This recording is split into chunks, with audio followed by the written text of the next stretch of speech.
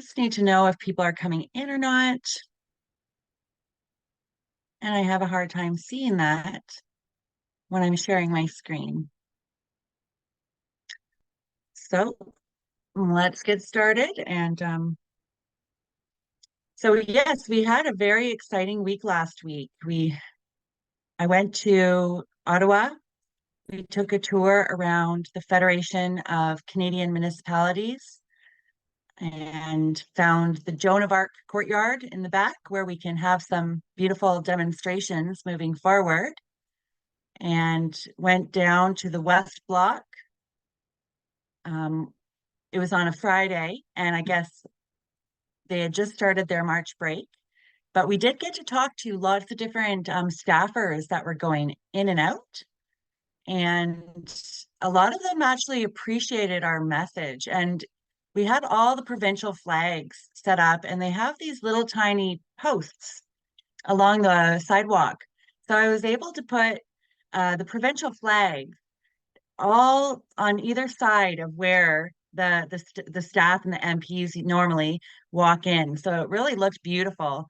And then we had our very specific signs about KICLEI and there is no climate emergency, and local mayors over global mayors, and public and the Partners for Climate Protection program. So it was a very focused demonstration, and the Wellington Street regulars were so helpful. So I wanted to thank them, and that was great. And then on the Saturday, we had a demonstration in front of the King's Gate. There was a huge pro-Palestine rally taking place, probably about 2,000, maybe 3,000 people. So there was our group of about 50 to 100 at the King's Gate, and we were just surrounded by this other protest that was happening. So, so it was really interesting to be down there.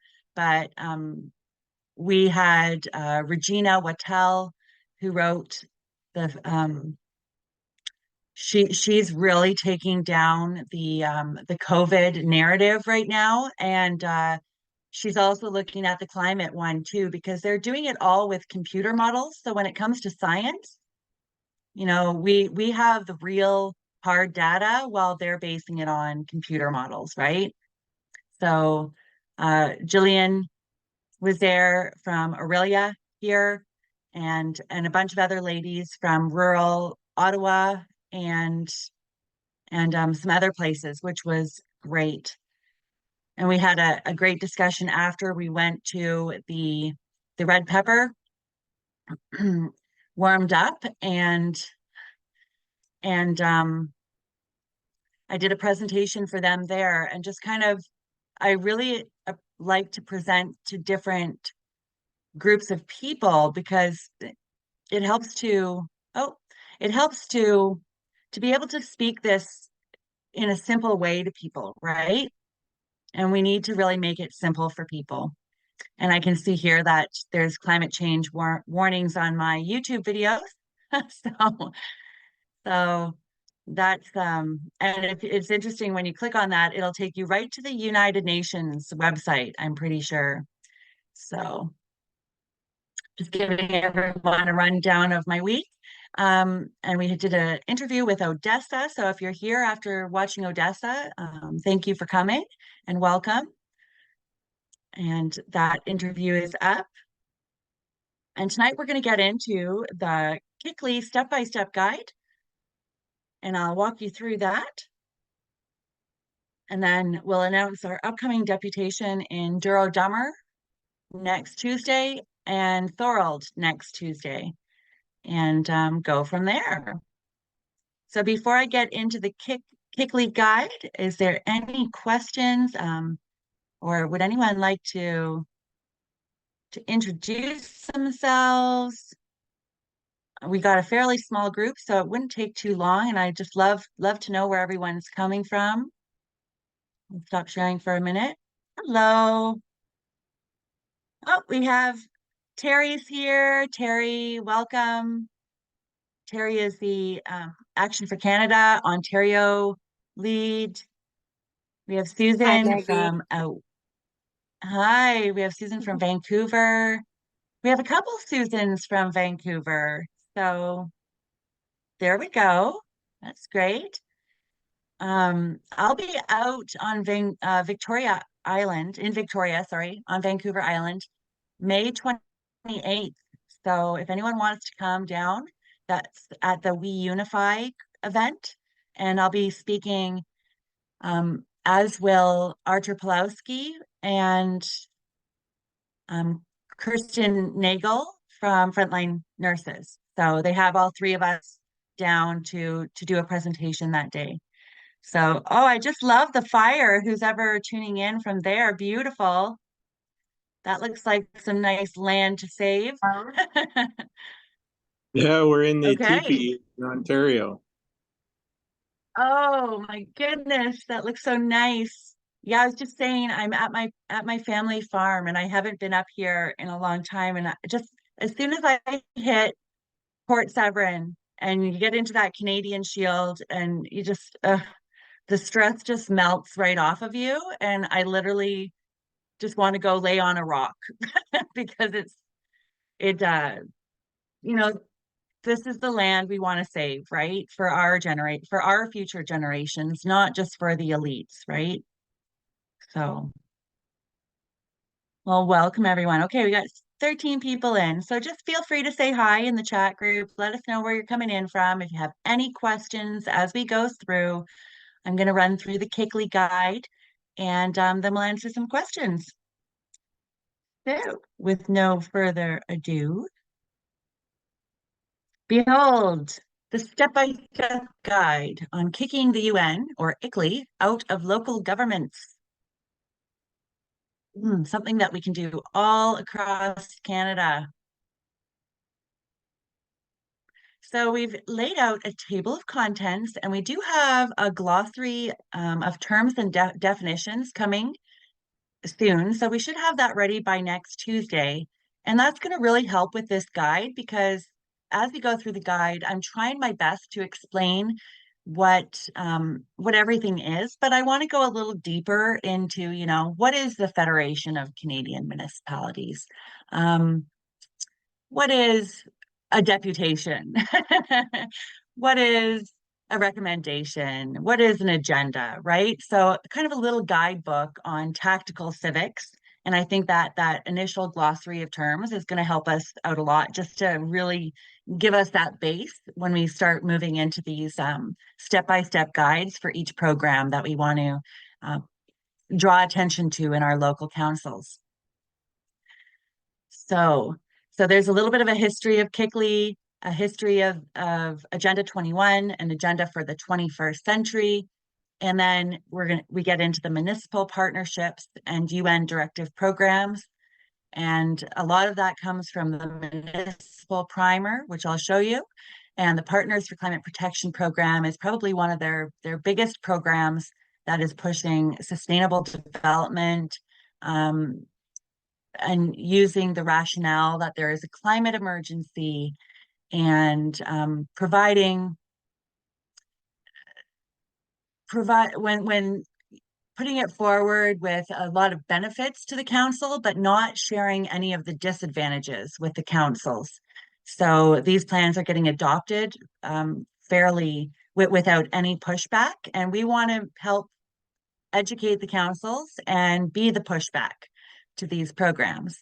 And they make this program really easy to join with a simple downloadable resolution.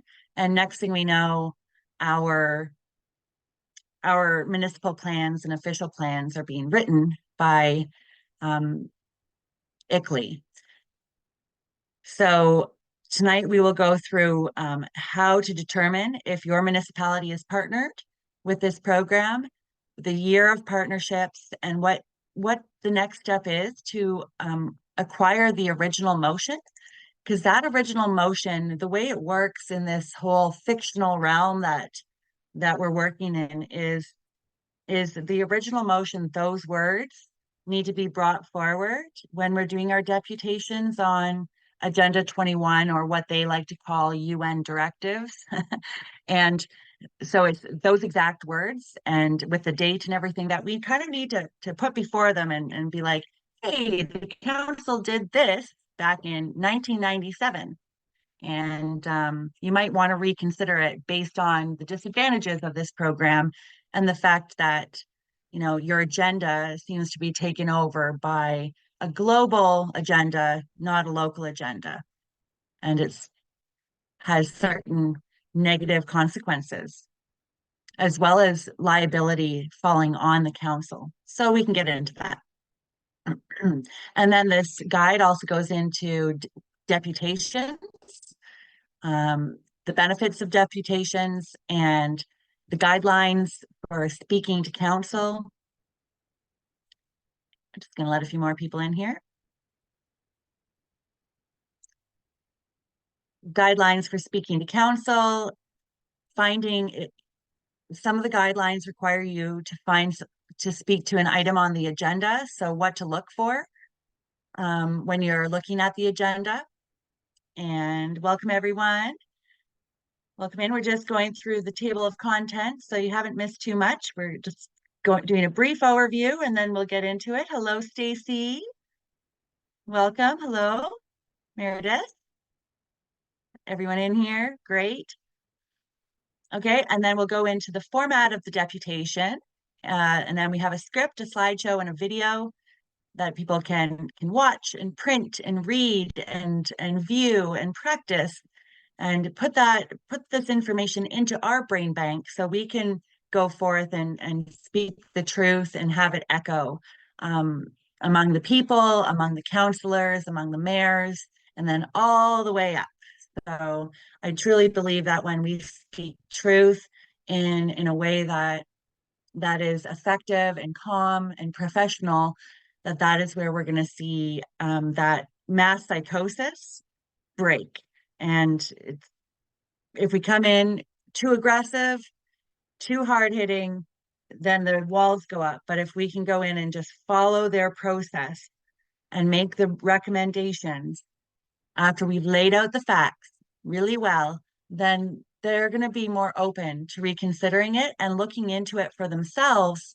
And we all know that really, a man convinced against his will is of the same opinion still. So we need to tackle this in a way that is proving to be effective.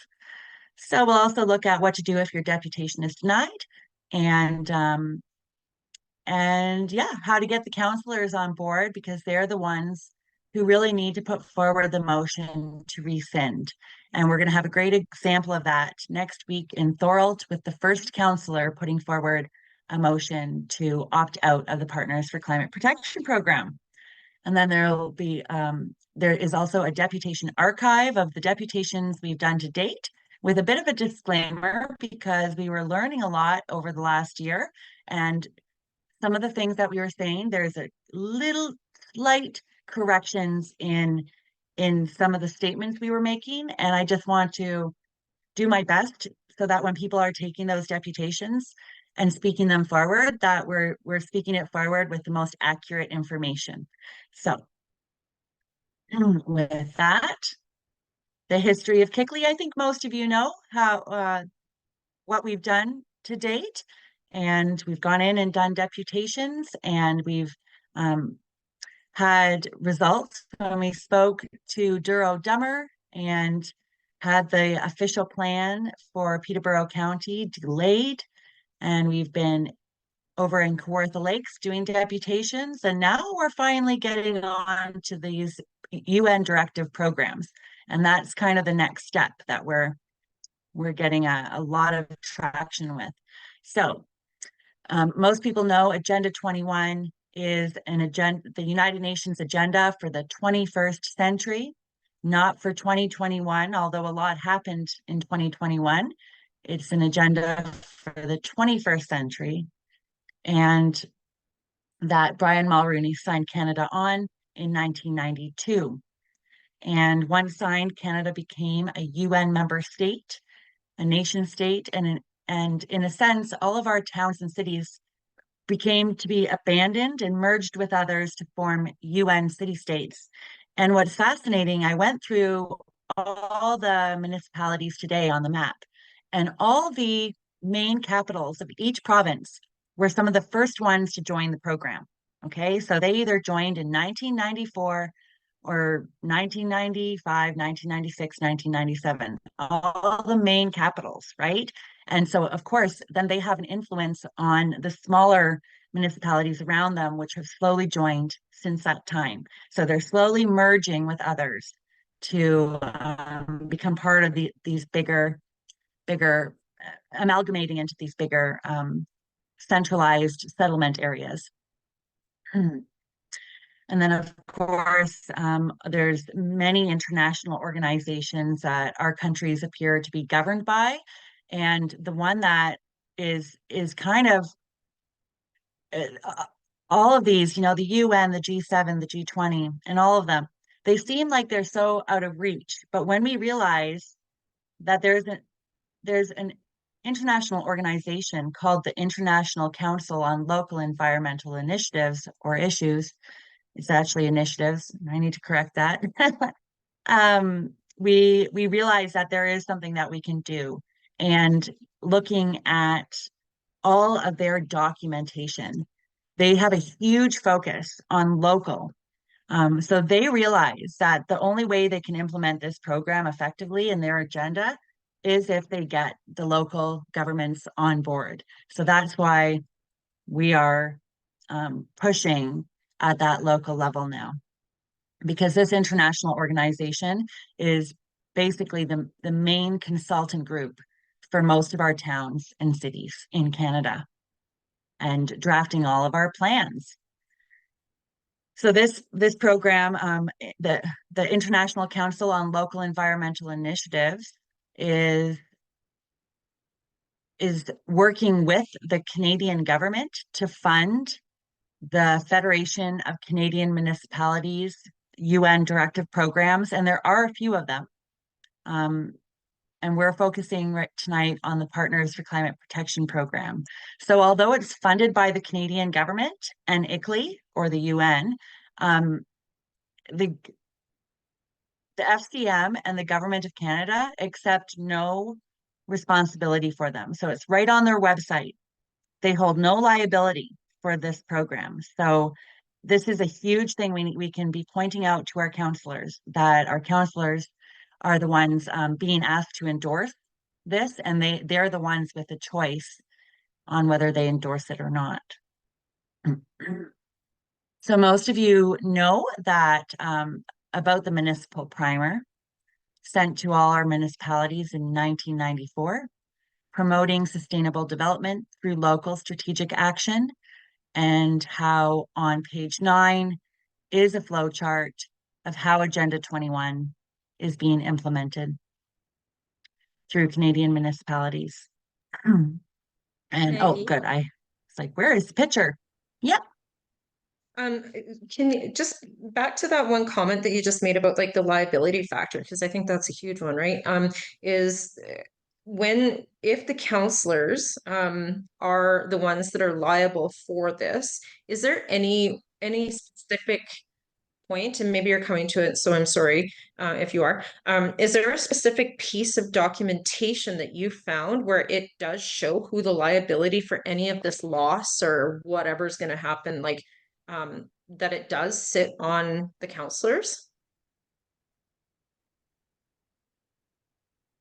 Well, all I've seen so far is that the the Government of Canada and the Federation of Canadian Municipalities isn't holding any liability for it.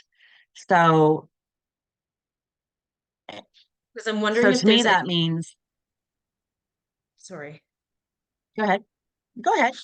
Well, I was just going to say, like, I'm wondering if that means like, so if they've got no liability on it, I'm wondering if there's any sort of documentation that with when these municipalities are signing on to ICLEI, like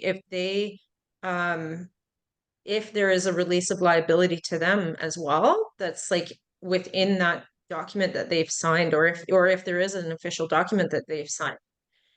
And if Yeah, not, there can we is an serve them official with a document. release? Yeah, okay. Hmm. Yeah, there is an official document and it doesn't say anything there about liability. It does say that they can leave the program at any time. So they're the ones, it's like I said, it's their choice to implement this or not. And they're only presenting the benefits of the program. They're not letting them know about the disadvantages or the fact that they're the ones holding the liability, because you would think if a 3-page resolution comes from a prestigious organization like the Federation of Canadian Municipalities, that they would be responsible for the program being implemented, but they're not. Hmm. Seeing if I have it here.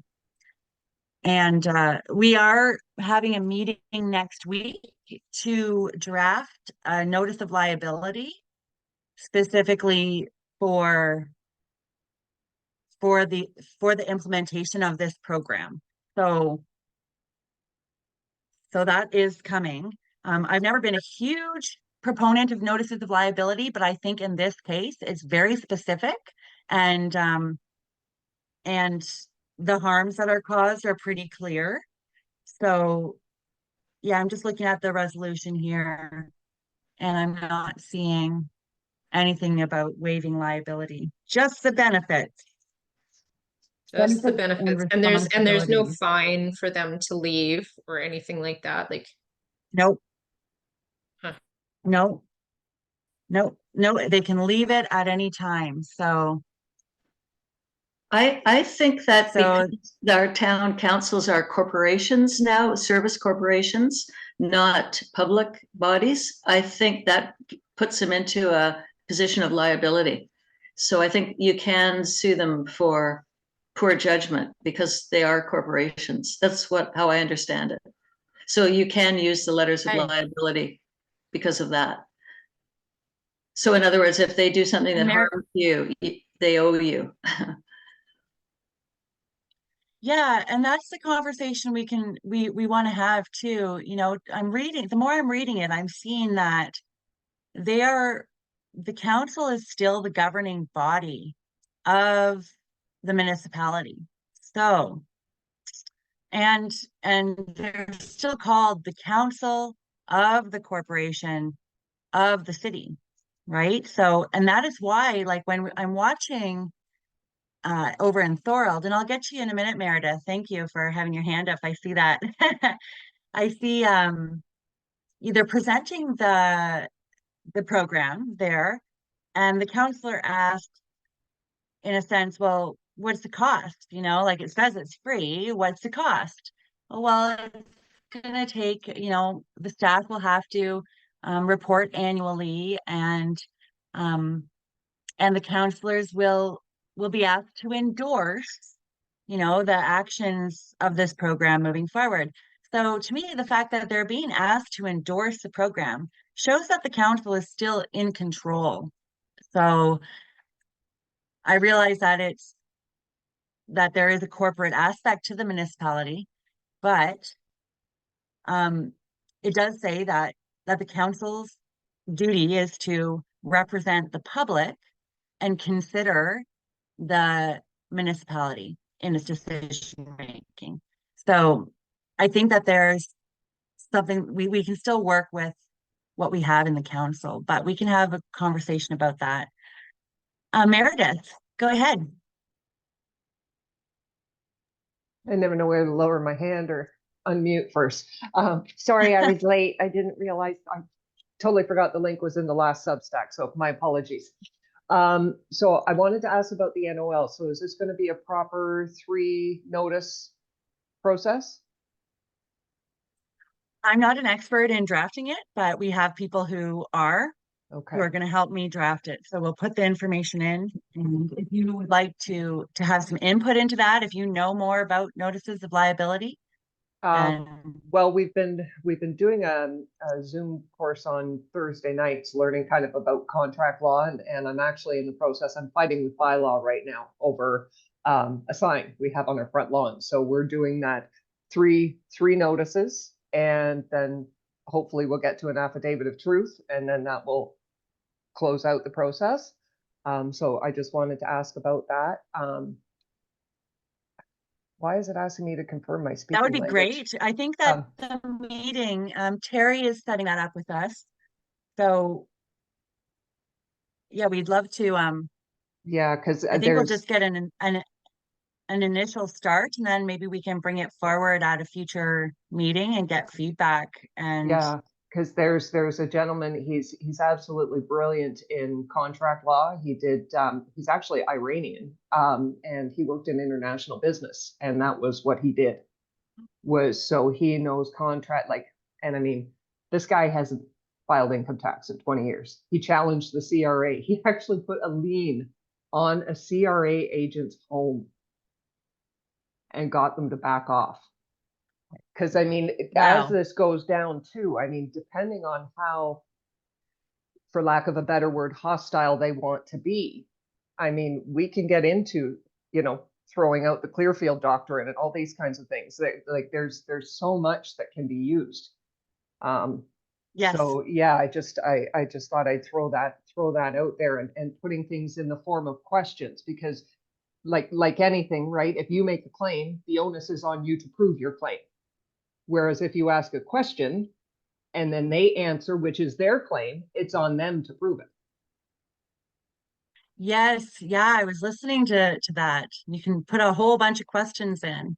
Yeah, so we'll get on that notice of liability because I think it is important for them to realize that this is serious and to emphasize the fact that the liability for this is not on the government or the Federation of Canadian Municipalities, it's on them.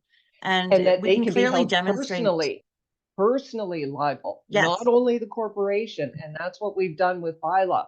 I've named all the officers that have been involved, that they will be held yeah, personally liable, and that determination will be made at our sole discretion. So we'll see what happens. absolutely. Thank you. Thank you. Thanks, ladies. So the municipal primer, has everyone had a chance to look over the municipal primer?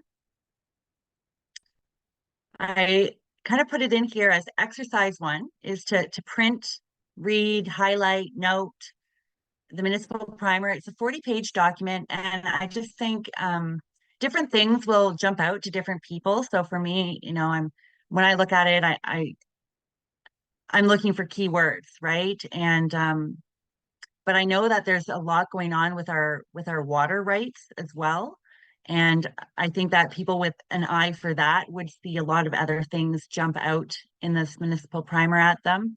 But this is a great page to include in our deputations when we talk about the municipal primer and the Partners for Climate Protection program, because they were both created and sent out to our municipalities in 1994 from the Federation of Canadian Municipalities. So the two things connect, right? And it says here right at the top, Agenda 21, a blueprint for achieving sustainable development, which they define in the municipal primer.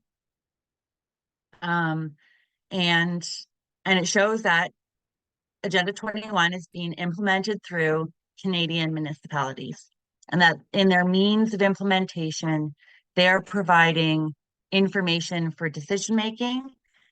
And that is exactly what the Partners for Climate Protection program does, right? It is providing information for decision making based on Agenda 21. And they don't like to use that word. When we go in and we do deputations, they're like, oh, you want Agenda 21? That's a conspiracy, which is, totally crazy because Justin Trudeau can talk about it all the time, it seems. I was just on the UN's website today and he's like all over it. Terry sent me a link. He's the one of the chairs of one of their biggest committees. So, but they like to call them UN directives now. So the way that they're like tricking the counselors into thinking that Agenda 21, oh, that has nothing to do with us, it's just a big conspiracy, is they don't write Agenda 21 in their reports. They might write Agenda 2030, that's true, but they'll often say the UN directives, okay? So that's why I'm using those words now. I'm using words that they're more familiar with. And I think that's helpful in breaking that kind of math psychosis, I'm going to keep saying, I guess. So this is membership for the program from 1994 until 2021. So we can see that our municipalities are signing up for sustainable development. And the sustainable development is a term that was coined in the Brundtland Commission. There was no term sustainable development before that time. And when they wrote about it for the first time, they said that land cannot be treated as an ordinary asset controlled by individuals, and public control of land use is indispensable. And the reason they gave is that they're saving the land and the resources for future generations. So most people who are familiar with Marxist philosophy know that it is against private property rights. And this seems to be saying here, land cannot be controlled by individuals. So I like to highlight that in bold and just put that out there and define what sustainable development is according to the people who are promoting it. And to do that in our deputations, because we want to slowly get on the same page with the counselors and let them know, okay, this word may sound like a good word, but it's not the same thing as sustainable growth, where, my mom could have, my parents could have some land and sever me off a piece, and then this little rural countryside would slowly grow with families. No, it's sustainable development. The way that they're implementing it is nobody can sever their land. If mom falls on a hard time, she can't sever off a piece to pay off her mortgage or her medical expenses. She has to sell the whole thing, and then it ends up being bought up by the a lot of the times it's actually foreign investors that are buying the land here in Canada. So, and they'll come in at a much higher price than the average person in Canada could afford, and that's what we're seeing happening.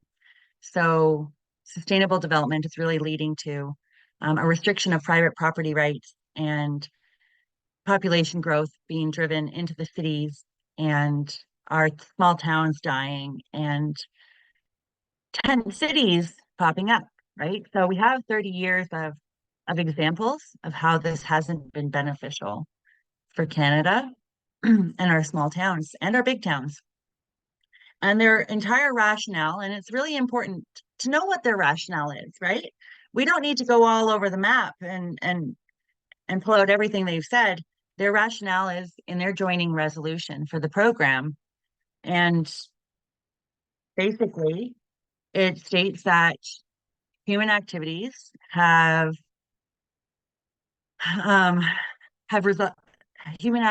resulted in changes in the global climate and are expected to do so in the future. That's from the municipal primer, which goes on to say that a lack of scientific certainty shall not be used as a reason for postponing sustainable development. So they didn't have the scientific certainty back then, and they certainly don't have it today, 30 years later. And then in the joining resolution, it states that it is well established that climate change is increasing the frequency of extreme weather events, and that these pose a serious threat to our natural environment, our health, our jobs, and our economy, and that Canada is committed to limiting the global temperature increase to below 2 degrees Celsius, according to the Paris Climate Agreement. I see some editing I have to do on that. So if this is their rationale for the program, for one thing, they are getting this, like, to say that it is well established that climate change is increasing the frequency of extreme weather events. They're getting that. They're claiming that they are getting that from the IPCC, the Intergovernmental Panel on Climate Change, which is the UN's scientific climate branch. And their report doesn't state that. So this statement right here is purely false and isn't founded even in the documents that they're referencing. And clintel.org is our counter to the IPCC. So I highly recommend familiarizing yourself with clintel.org's website. And they have gone through the IPCC reports and written their report on that report and calling them out, calling them to question professionally on the fact that mainstream media and politicians and the head of the UN himself is referencing that report and at the same time stating that it says that climate change is increasing the frequency of extreme weather events. And we see that all over the news, all over the news. Everything's burning, it's climate change. You know, it was really cold, it's climate change, just all over the news. So they do a really great job in showing that this statement right here isn't in the IPCC report. It's not backed up scientifically. And so it's kind of an easy rationale for us to break down. And we do need to get a few more heads together and do some more deputations specifically on the IPCC. Because I know when I called Peterborough and I asked, why did you declare a climate emergency? They said, well, the IPCC report from 2015. And then they said this, and the IPCC isn't correcting any of the mainstream media or the politicians using it. And this other one about limiting the global temperature increase to below 2 degrees Celsius goes against so much the geological archive, the medieval warming period, the fact that we just came out of a little ice age in 1850 and it peaked in 1930. And a lot of just basic scientific facts that show that it's impossible to limit the global temperature increase to below 2 degrees Celsius. So we can show that to our counselors with graphs and it's going to ring some bells because everyone knows this. Everyone knows that we've had glacial and interglacial changes throughout Earth's history. So we want to break that narrative down. And I did an article, Climate Science 101, There is no climate emergency. And it takes you through about 40 different peer-reviewed studies with graphs on basic climate science, as well as a direct link to clintel.org. And they have a World Climate Declaration stating that there is no climate emergency. And it's been signed by almost 1,900 scientists in the field that aren't working with computer models like the IPCC is. So we want to just kind of take the best facts from those peer-reviewed sources and utilize them in our deputations. So, and then of course, there's benefits to the program and disadvantages, and we'll get into that. But I wanted to take you down. I think most of you know, because I'm kind of repeating myself quite a lot as far as the disadvantages of the municipal plans and how they're being done with very little public consultation. The local NGOs are also partnered with ICLEI. The public surveys are being designed by ICLEI through the Partners for Climate Protection program, and they're based on UN Sustainable Development Directives. And we've talked a little bit about the official plans and how they're killing our rural municipalities and our energy security and water rights and property rights and driving the population growth to settlement areas. And this is the big one, which we talked about earlier, the council's authority and liability. And basically, as I stated, the FCM and Government of Canada take no responsibility for the program. Once adopted, Council will continually be asked to endorse private sustainable development goals and redirect our public funds and assets to private development goals and foreign investors. And councillors who oppose the UN directives will face consequences. And basically, every municipality has an integrity commissioner, and that integrity commissioner is bound to the council's past decision to adopt this program and its goals and its ideology. So this is a way for our councillors to get their decision-making options and decision-making options back, and get out of being reprimanded for having thoughts and opinions that are outside of basically Marxist ideology. So, and of course, these plans will cost the municipal staff, committee, and council time and wages,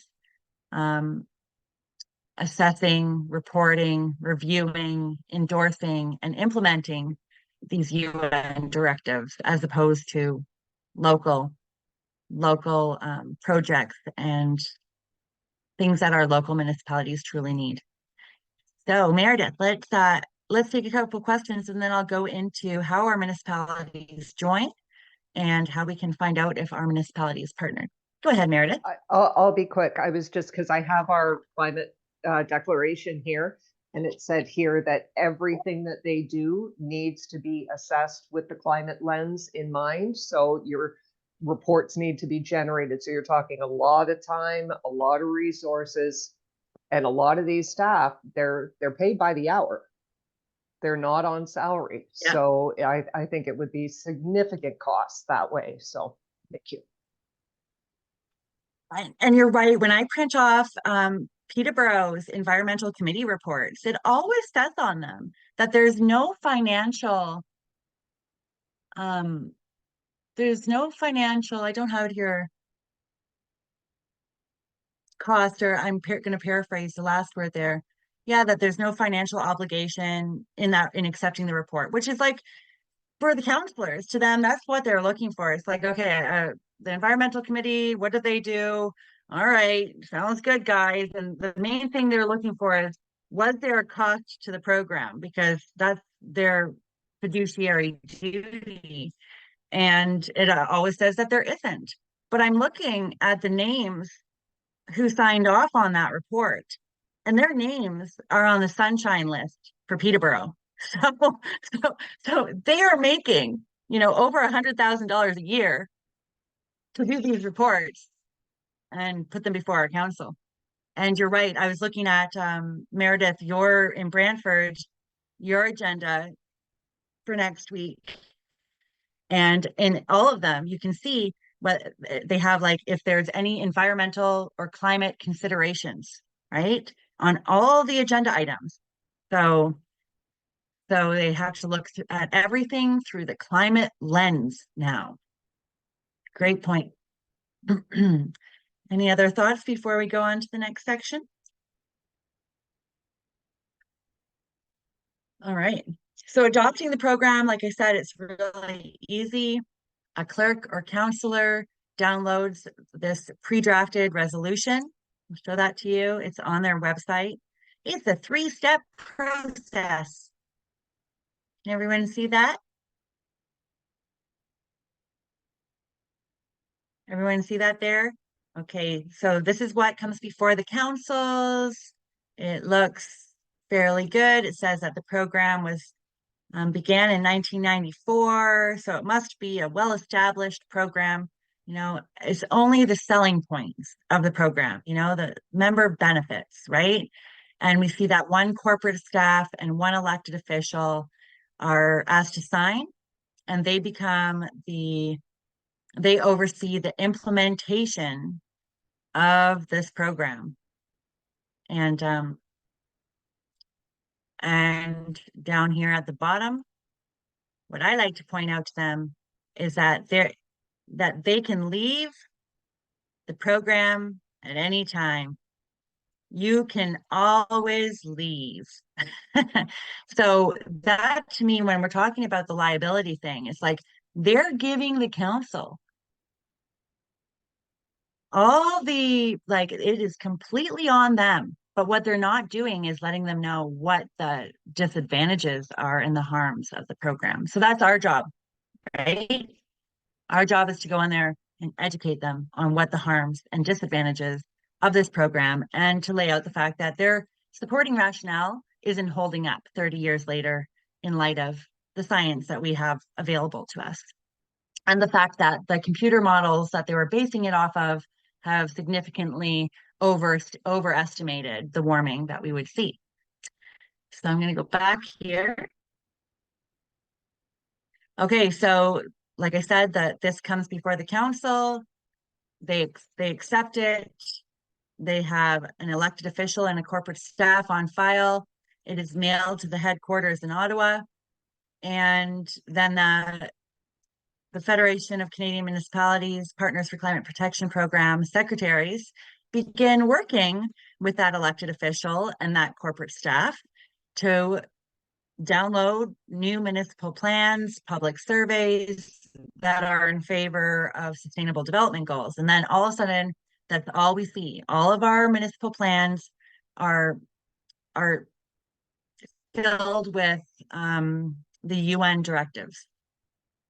And then what we'll see is that elected official on the file will continually make recommendations to council to endorse more and more sustainable development action items. So we want EV charging stations in the town of Thorold, that'll only cost, take the public funds and redirect them to private sustainable development goals, right?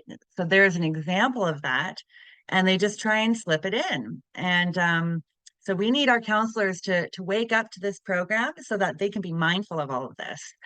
And of course, once they start adopting these municipal plans, then we start to see them refer to the plans as a reason for doing these sustainable development action items.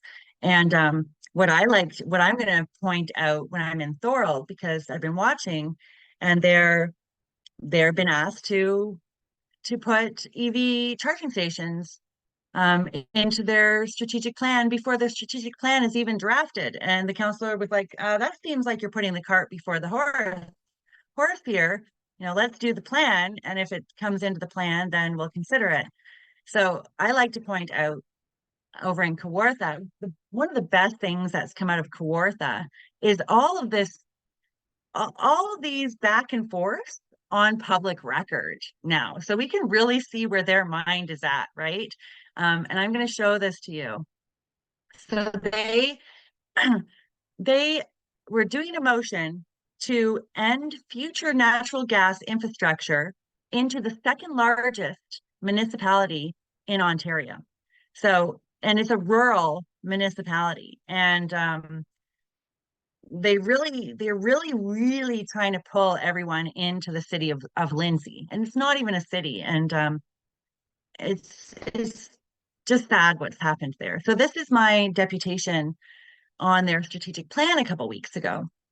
Before I was really as confident in speaking to the Partners for Climate Protection Program, I can't wait to go back there because now I feel like we have more answers for them.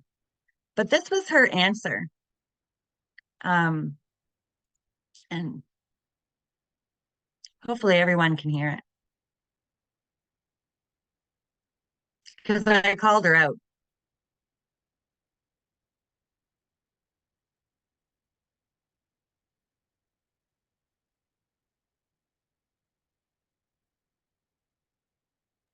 No sound. Can everyone hear okay? No. No, you can't hear it?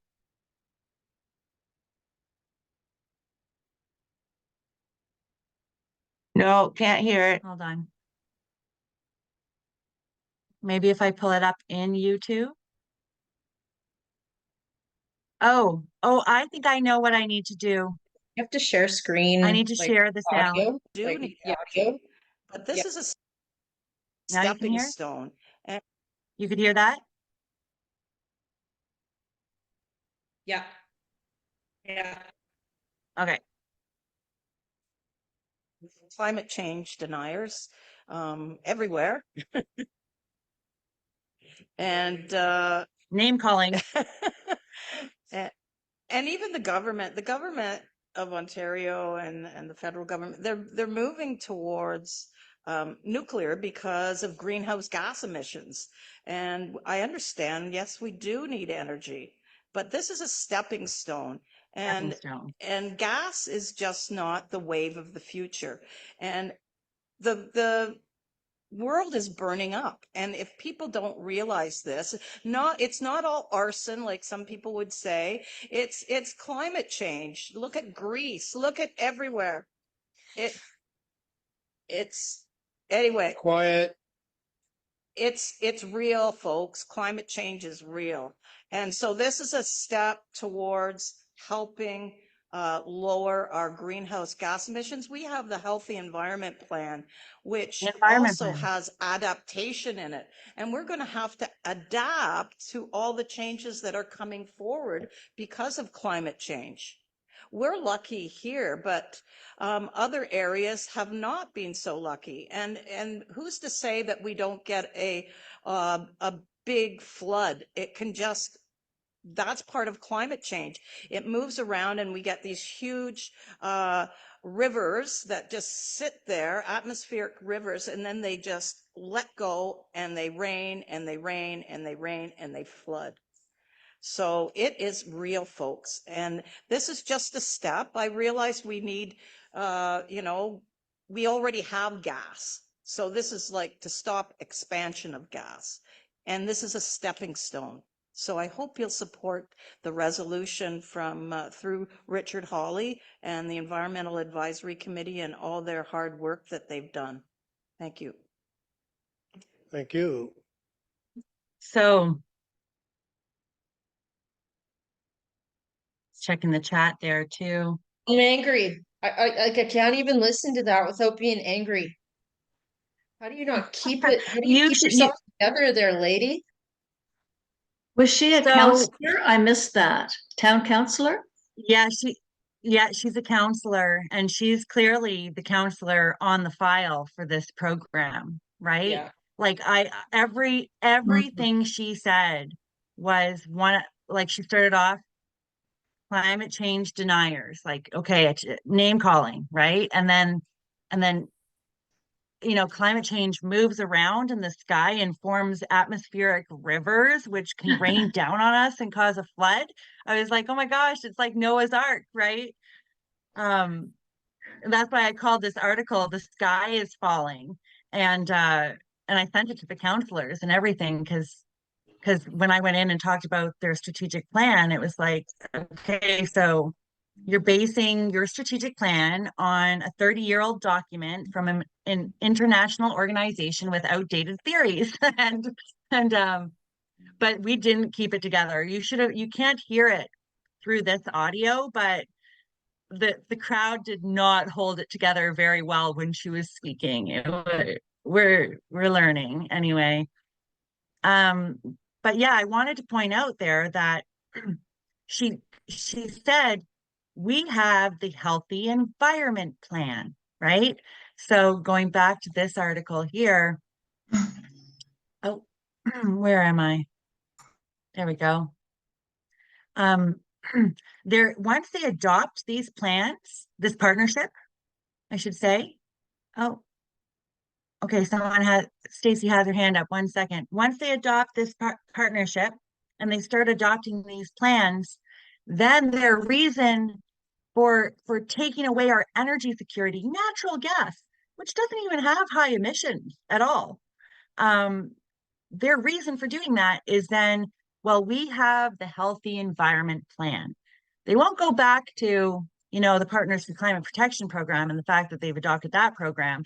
They keep laying that one resolution, that 3-page resolution that we're talking about, is the foundation of the strategic plan, is the foundation of the healthy environment plan, is the foundation of, they just pile plan on top of plan on top of plan. So the only way to get out of all these ridiculous plans is to pull the rug out from under it by pulling that original motion that was the basis of all of those plans. You see where I'm going with that? Does that make sense? Totally. And I wanted, okay. And Stacy, you have your hand up still? Yeah, I just wanted to Nice ask to you a meet you, question. Like, Stacy. oh, sorry, can you hear me? Yep. Okay. So how did you get the video of the meeting? Like, was somebody just taking a video from their phone? Because like when we approached our council, we went to our council in our county, and they would not let us record. And um yeah, because we had so many people come, there were 70 of us that basically filled the room. They would only limit us to 2 minutes each and wouldn't let anyone give.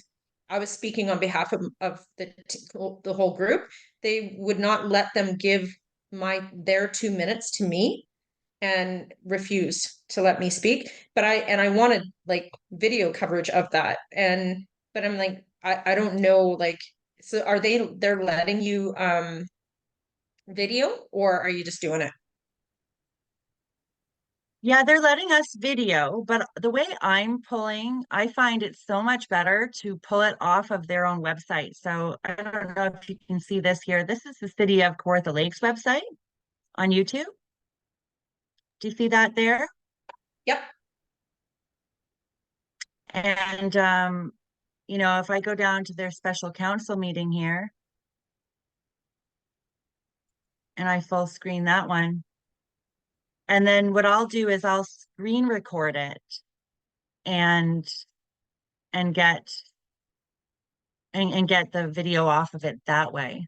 I Okay, have so a motion to receive the they live deputation. stream all of them then for people to see. They do. And I noticed, for instance, with the town of Huntsville, I don't know if Huntsville has it on YouTube, but some of them you have to go to their website and under their meetings, they'll have their video recordings kind of buried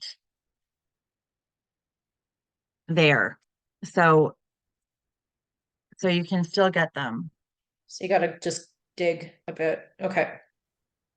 Yeah, so and you know what I did for, I think for Huntsville, I ended up just calling the clerk and asking, because I know that they're supposed to be recording them in this day and age for us. And I just called and asked, and they said, "Oh, well, it's if you go to our meeting and agendas page and you go to that meeting, and you just scroll over, there'll be a link to the video."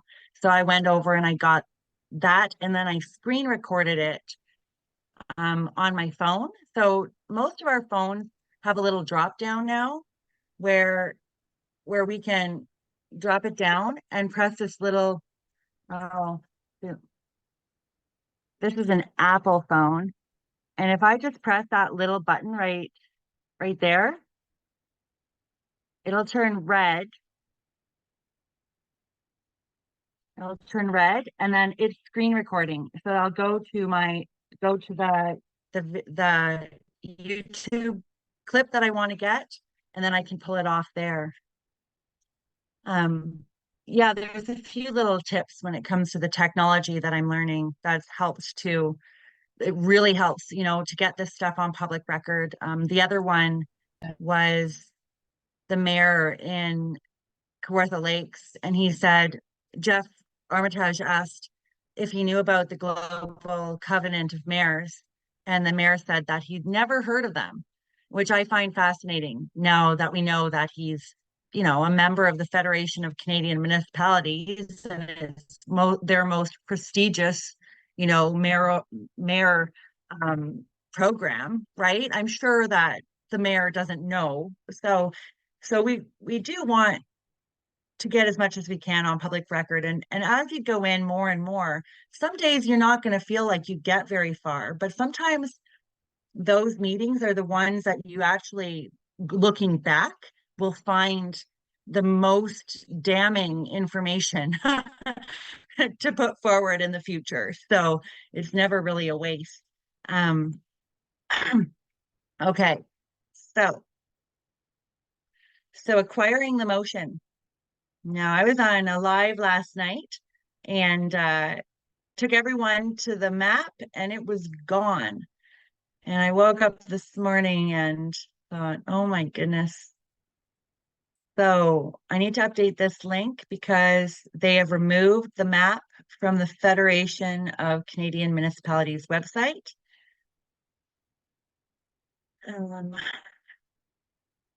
But while we're here, you can see again, there's the Global Covenant of Mayors in Canada. So any mayor in Canada that says he doesn't know what the Global Covenant of Mayors is playing stupid or just really is completely unaware of what he's doing. So what we're going to do is update that link. Thankfully, we found it on the Partners for Climate Protection Program page. They did take it down, but it was back up. Hopefully it's there today. Yes.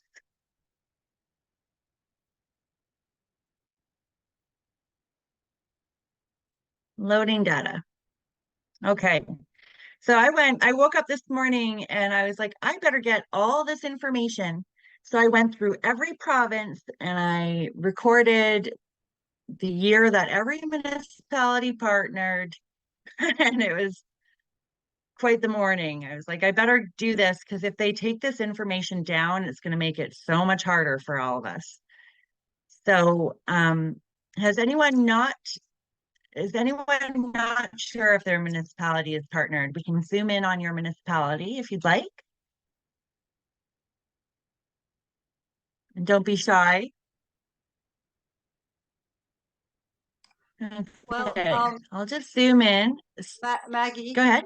my municipality isn't on here. It's Comox Valley, but on the other, when I don't go to the Partners for Climate Protection, I did find it. So that was a bit confusing. So you found it on this website, but not the other one? Well, was it on this website? I think I found it on the map, but then it's not listed on the list here. I see it's not on that list. I see Campbell River, which is just north of us, but I don't see the Comox Valley. And I don't know, I'd have to look at that map. Yeah, there's four. I see there's 4 dots on the east coast of Vancouver Island. So probably the furthest, the most northerly dot is Campbell River. And I don't know what the dot is below, but I remember seeing that we had joined in the CVRD, the Comox Valley Regional District had joined in 2006. Where did I see that? But they're not listed on this list of municipalities, which is kind of weird, I thought. I didn't know what to make of that. I just saw a message from Mark Solomon. Mark Solomon, did you create an Excel spreadsheet with all the current partners for climate protection program?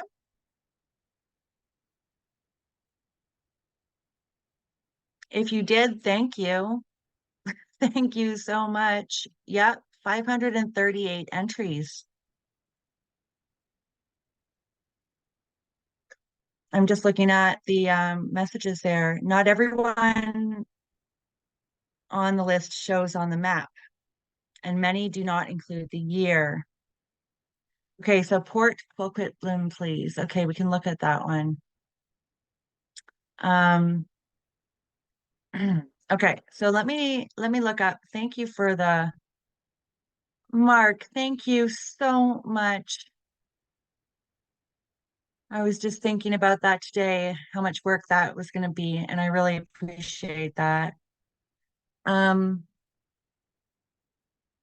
Okay. All right, thank you. I'm going to have to save that chat and Okay, so Comox Valley, and then we'll look at Port Coquitlam. That is down in here. It's in British Columbia, correct? I feel like Yeah, I saw it's on Comox Vancouver Valley. Island. Yeah, so just go to the total west coast, Thank the big you. island. Yeah, and so okay, there's only four. Oh, there's only four. Yeah, so Campbell River I No, know well, is on the let's list, look at and we're so just let's south of look Campbell at River. if you click down here, if you click down here on just British Columbia, do you see how I did that? Okay, Like for instance, if I go there, I'm clicking on Ontario. yeah, And if I go here, I'm clicking on British Columbia. So right now I just have British Columbia highlighted. And if I go over here and look at this map, or sorry, the list, yeah, then the ones that aren't on, for some reason, they're not showing yeah. the dots. Maybe they don't want to freak us out, like, oh my God, the whole province is taken over. But these have all partnered. So City of Coquitlam, I'm sorry. Is that the one you're in? No, it sounds like Oh, we are partnered, and it showed up when I went to the PCP somewhere. It said 2006, but we're not on the map. And so someone just said not everyone is on the map. That must be our case. Yeah, we're the and Mark so said I that, see, for example, Campbell River, City of Campbell River. That's just north of us, but we're the Comox Valley Regional District, and that's not on here. But I did see that that's not on there. we did partner in 2006. So And it's not on there, but it is.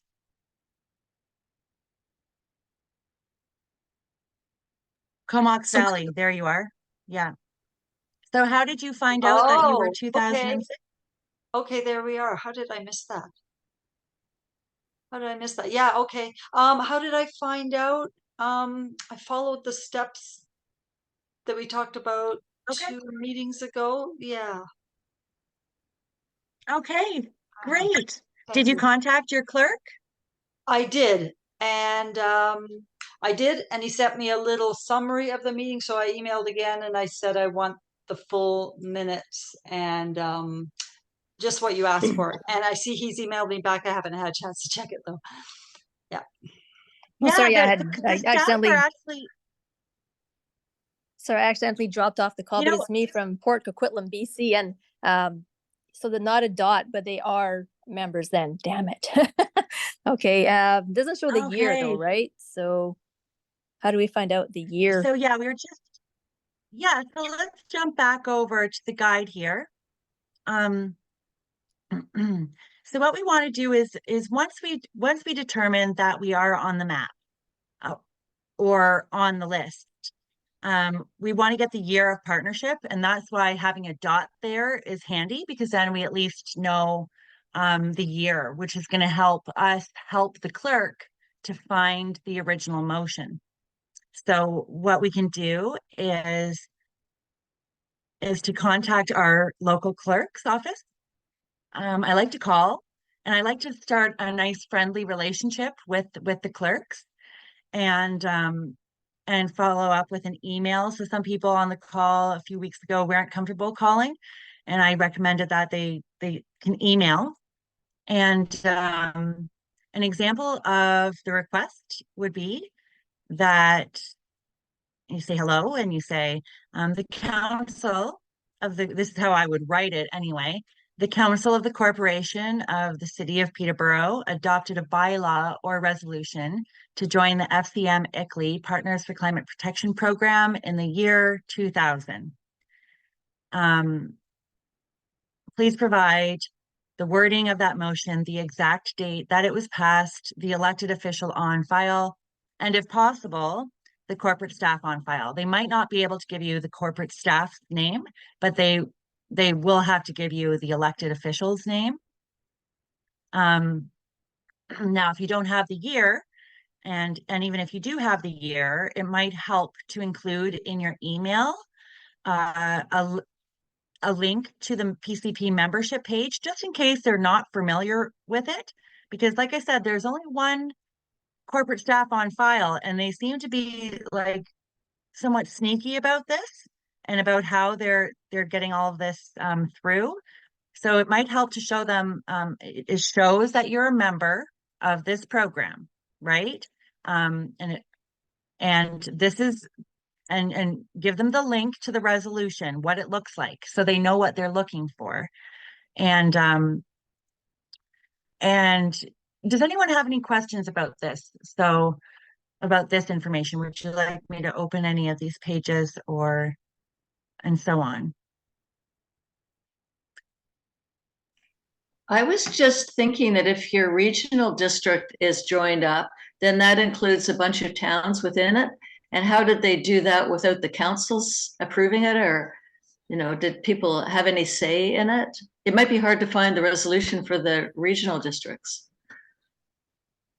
You're right. So great question. And last week, so Peterborough County joined at some point. I'm assuming it's 2015. And when I called the clerk in Duro-Dummer and I asked for the motion of their partnership, she didn't provide me the exact motion that they partnered with this program. But what they did was they partnered with Sustainable Peterborough, which is the NGO who's doing the program. So that NGO is working with the chair of Peterborough County, and she sent me a ton of different motions that they accepted to work with Sustainable Peterborough, which is working with ICLEI. So there's a few different things that we're going to find as we go through this. So I have those original motions, and that's what I'm going to work with for Duro-Dummer, right? So we just got to find the original and kind of know what to look for. So if there's an NGO called Sustainable something, that is you're on the right track. And I will say, when it comes to working with the staff, it appears that this is a bit of a board game that we're on. The rules are established. Those staff work for us as much as they work for the city. Now, they're not going to, obviously, if they've taken a side, they're not going to be as forthcoming all the time, but it is their job to provide this information to us. And what I'm finding is that they do provide the information to us. In Duro-Dummer, I had 1 hour to get my request in to speak. She dropped everything, dug through 10 years of motions to find me exactly what I needed, and spent an entire hour working for me, right? So get to know the staff, have a friendly relationship with them, be as professional as you can, and you're going to find that you have staff to work for you, the people, right? So utilize the staff as much as you can, and remember that this is their job, and don't be afraid to ask for their assistance. Go ahead, Meredith. I think Tina had her hand up before me, Maggie. Go ahead, Tina. Thank you. Hard to see with my screen up. Hi, Tina. Hi. Hi. I just wanted to know, Hi. am I going to be able to watch this later, as my granddaughter's here and I don't want to miss anything? Oh, of course. Yeah, I can record this. How does everyone feel about the best way for me to share it on the Substack is if I put it on YouTube, and I think that at this point, is that okay if I put it out on YouTube? Is everyone okay with that? Okay. Yeah. And That's then what I'll just share it. That's actually what Yes, my I know it's granddaughter spring. said. She asked why this Yeah, it's wasn't spring being break. done. Okay, Thank you, Tina. Yeah, I can put it out on the Substack with a link to the YouTube after. thank you, And because it is spring break. I just started paying attention this morning actually. So, Good. but it's right up my alley, so I took a lot of the dates down that you gave us this morning. But I still don't know. I guess I go to Oxford, which will cover all the little municipalities within, because Yeah. it didn't show the date that they joined. Okay. Well, this Okay. is yeah, just put the staff to work. This is an example of the kind of request to make, exactly what you're looking for, and providing the resolution to join and the membership page. Mhm. So if they Yeah. don't know what you're talking about, they can clearly see. So yeah, Well, we'll I have a have great to time with the grandkids. Yes, thank you. We're going to Toronto tomorrow. Enjoy. Thank you. Thanks to everybody for Okay. what you're doing. Okay, bye. Awesome. Yeah, we got a great team. Go ahead, Meredith. Goodbye, I Tina. Enjoy. I was just going to reinforce your point, Maggie, that it's definitely you do get more flies with honey than you do with vinegar. No question. I'm on a first name basis with the girl at the clerk's office, and they have been absolutely fantastic. Like, we're just waiting now. They've given me all the declarations, like even Davis's oath of or declaration of office, I should call it, the signed copy. The declaration of emergency for COVID, the emergency. Ours wasn't a declaration; it was a resolution, so it was in a bit of a different format. No issues, and I know some people have been demanded to get FOIA, have to put FOIA requests, and I haven't had to do any of that. And I just got an email. I'm still waiting for that motion for the Partners for Climate Protection. That's my only holdback at this point. But we just got an email because we joined 1996. So they have to dig way back. So we called the clerk. The clerk's like, ugh. So anyway, they sent us to the records department, and we just got an email. I am in receipt of your research request. I will assign this to the next available clerk and pull the records for you. So we've had phenomenal response. And I always send a follow-up email. Thank you so much. What a pleasure it is working with you, and just reinforce, give credit where credit is due, right? Because a lot of these people that are just doing the day-to-day, they don't know what's going well. Even the people that are, signing these things don't know what's going on. But, you don't shoot the messenger. No. Meredith. Are you out west or in Brantford? I'm in Brantford. You're the one having the meeting next week? I hope so. Can I come? I'd love to come. Yeah, we'd love to have you there. Tuesday? Yeah, It's Tuesday Tuesday? night, 6:00. Yeah, I'd love to be there because I'm just Embro Woodstock, right? Oh wow, you're just a hop, skip, and a Good. jump. So yeah, I've actually been helping to do a spreadsheet as well with all of the Canadian municipalities, including the mayor, if there's a deputy mayor, CAO, clerk, all the councillors, all their contact information, all in an Excel sheet. It's not complete yet. It's time consuming, but we're working on that as well. So.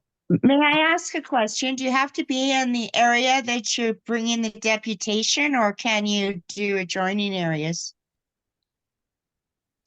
So we can definitely go in and support other people from neighboring. So if someone's doing a deputation, I always, if people are in neighboring municipalities, come and show support. And it depends on the municipality. I always call ahead of time if I'm looking at doing a deputation outside of my municipality, just in case there are some of them that don't allow people from outside that municipality to speak. So double check, Okay. and it's really, yeah. And back to Meredith's point about the clerk being very helpful. I've been saying for a long time that we can't wait to get elected. we can't wait to get our people elected. Not that we want to get elected, but we see that there is a need for somebody to start getting to work here on turning the ship around. So when it comes to Peterborough, for instance, I have like a file on my desk, and I have all these motions now, and it's like I'm getting everything in order, and I'm basically turning myself into my own, like a city staffer, but for the people, right? And so that I can also be knowledgeable enough to work with the counselors because that's what they rely on the city staff for. They're looking for people with that knowledge and expertise and organization to help and assist them to get out of this mess and to educate them on it. And yeah, like basically, we all have to kind of turn into our own city's staffer for the people that is going to be working for the people, and to get out of these programs and to find, people that will speak to these different issues. Um, I'm pretty good at speaking to the climate change stuff, but when it comes to the gender ideology, Zachary Tisdale's better at that than I am. And we just need to find our speakers and our researchers and pull it together locally. So, and I see Susan's hand up. I don't know if there's anyone before her, but if not, go ahead, Susan. Okay, I was just going to comment that I briefly looked into City of Vancouver and on how you would go about coming to council to speak. Not that I'm ready to do it, but I just was in there and I thought I'd look. But about half of their meetings are in-camera meetings, no public allowed. And in the public ones, it looks like if you want to do any kind of a presentation, you have to file it with them the day before. So I guess they can make sure you're not going to be confrontational or something. But I suppose I think if you want to just go and speak, you can do that without being pre-screened. But in Ontario, do you have that issue with having to send them what you're going to say the day before? Because that might prevent, that might allow them to say, no, we don't want to hear from you. Sometimes, and if that's the case, in the beginning, I kind of recommended that we be pretty vague in what we're, stating. And I would just say, no, I want to talk about the climate policy, and I was very vague. But moving forward with this knowledge of the partners program, I'm going to be specific. I'm going to say I'm speaking to this agenda item, such as the strategic plan, and of note, I'll be making a recommendation regarding this original motion to partner with this program, and so on. So this is an example of what you'll receive back as far as an original motion, just while it's up on the screen for people to look while we take Meredith, go ahead. So when I was doing this spreadsheet, I also I did Brantford, I did Brant County and numerous other ones, but I learned that the CAO of Brant County, which is just our neighboring community, the CAO was actually one of my best friends from elementary and early high school. Now we lost touch, but we were really close for a lot of years, and I'm just trying to, like, I don't know where she stands. I don't know what her political stripes are, so to speak. So I thought, that may be a good resource to have if I can, maybe just reach out and connect and just on that personal level, and just, because if we can have somebody in that kind of position, that might be beneficial, because we've got people here, as we're doing this in Brantford, they're going to come to support here, and we want to support there too. So I just wanted to throw that out there. I looked and I saw her picture when I pulled up. I went, no way. So I was like, okay, wow. So this may be able to be used to our benefit. Absolutely. After our last deputation in Kawartha, a CAO from a neighboring municipality was there because he was the president of the Cottagers Association. So he was there to speak to the Kawarthas Cottager Association. And I was sitting there in the front row watching him do his presentation, and I thought we could learn something from this guy. Like the way he did his presentation was very, very professional, very clear and to the point. He had an extra person with him who was an expert in in in real estate, which was what he was speaking to, right? And could share aspects of the law if the question came up. And I think that we can definitely learn a lot from the approach. Also looking at the reports in the agenda that they put forward and how they word that. We almost want to be putting a package together that looks like a professional report on this program. And this is what we're getting them to accept, right? We want them to accept our report now, so there's so much we can learn from just looking at how things work in that system. Mhm. And yeah, having a friend like the CAOs aren't all bad. I don't agree with that at all.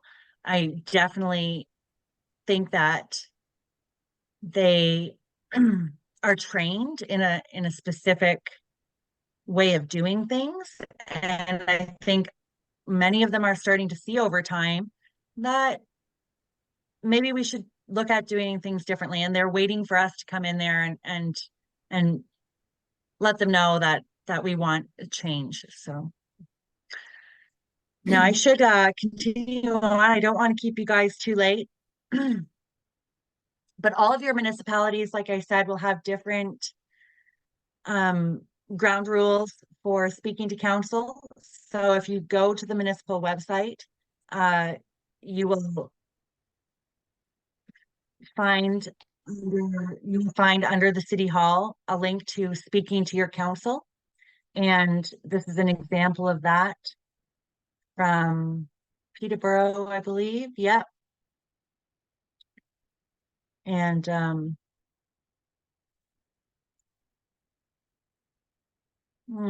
it's not coming up.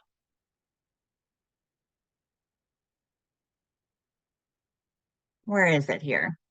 So, and it says right here, helping to make decisions. So this is what the Partners for Climate Protection is doing. They're providing information for decision making. And we can do that too. Like I said, this is a bit of a board game that we're on. The rules are laid down for us. They're playing by the rules. They're coming in, providing education, public awareness, and information for decision making. And the council encourages the public to participate in the decision making process.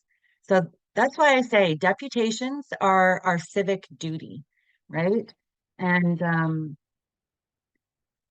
I think that in this game that we're playing, the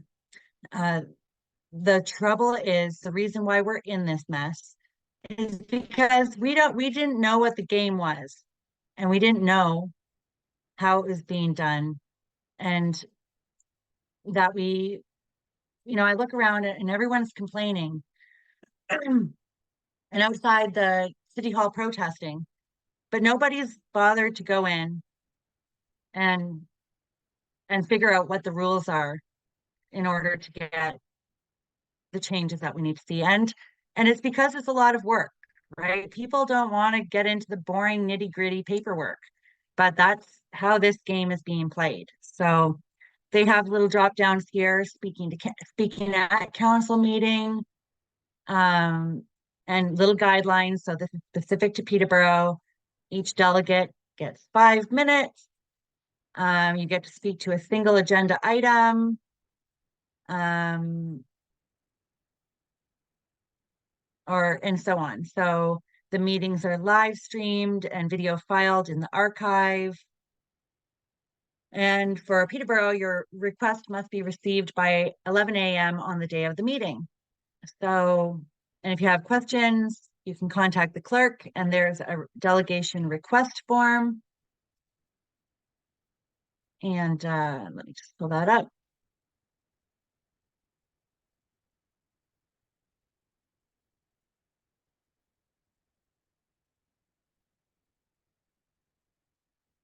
Most of the delegation request forms are the same. Meeting date, name, address, email, phone number, agenda item, briefly summarize the information you wish to share. So for me, I would put, say I was doing my first deputation last year, I just put environmental committee report. And moving forward, I would note the Partners for Climate Protection Program and recommendation to reconsider participation in the program. And what's great is you can upload a presentation. And the feedback that we're getting from the counselors is they really like having presentations. These meetings get boring for them. So if we can entertain them a little bit, not just go in there and talk at them, but actually show them some pictures about what we're talking about. You know what I mean? That helps with the different learning types. Because I know you guys know if somebody's just talking at you for 10 minutes and they're not clear about what their recommendations are, you just kind of feel annoyed that someone wasted 10 of your 10 minutes. But if you're actually teaching them something and you're really laying out a proper persuasive argument, and breaking down their reasonings. I'm just going to escape out of that. But that really makes a difference. So that's why I created the slideshow. And so if you have an opportunity to do a slideshow, then I recommend utilizing that if you're comfortable with it. So this one's been done, and it has speaking notes. So when you print it out, it'll come with, you can adjust the speaking notes to your own authentic wording of how you would state this, but the general main points are there. And this is a 10-minute deputation. So, so if you only have 5 minutes, you could have somebody speak to the climate science aspect and another person speak to the UN and the Partners for Climate Protection Program. But I would always end with the same recommendation. We recommend that you reconsider your participation in this program and make that really clear, just like here. So this is for Thorold next week. And I got this straight from the clerk. This is what the counselor's motion will be. He has updated it since then, but this is an example, respecting the reconsideration of the council's resolution to approve participation in the Partners for Climate Protection Program. We don't talk like that normally, right? But we need to learn how to write in this language with these clear action items: be reconsidered, be received, be approved, be appointed, right? In order for them to look at this at the end of our deputation and to see that we want them to do something with this. And if we don't come in with this kind of a piece of paper at the end of our deputation, we can't expect them to do anything. It's just wasting their time and ours. So I'm going to go back to you guys here. And then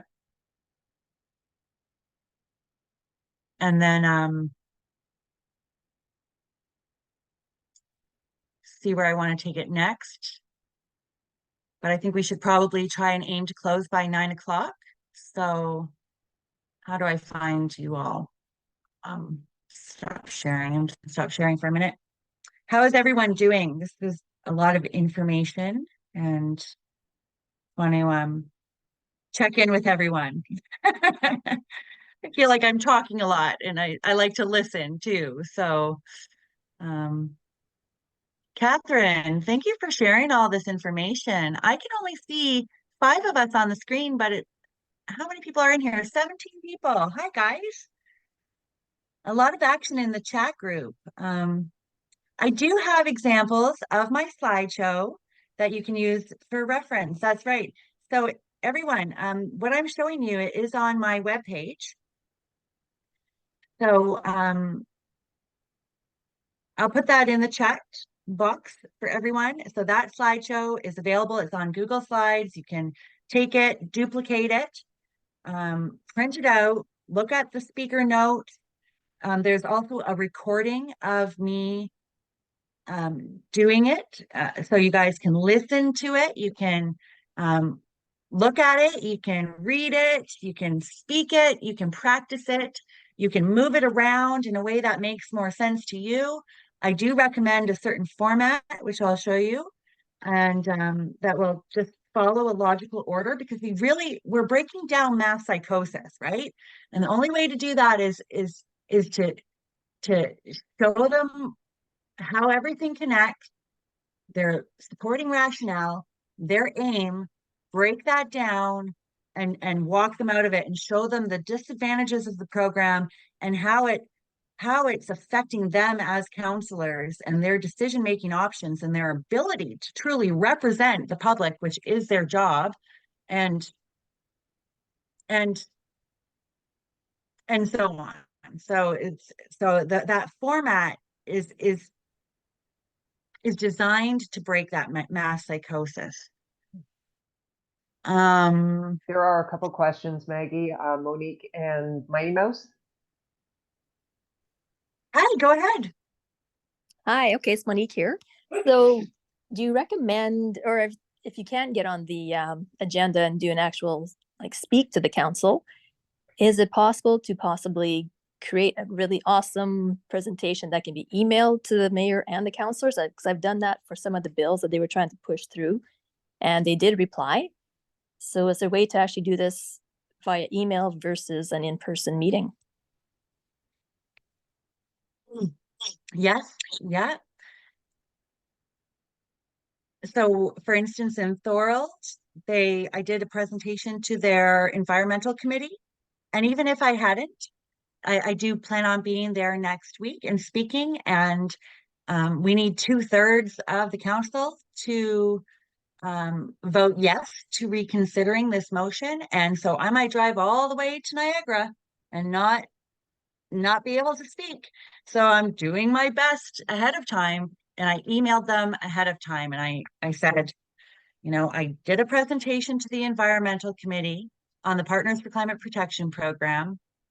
Here is my 10-minute deputation with the correct slides. And it is a video on YouTube of me doing that presentation so that they're ahead of time getting that information and then I said a few other things, but you could certainly do up a presentation like that and email it to them or email the one I've done because I directed it to all Canadian municipalities, right?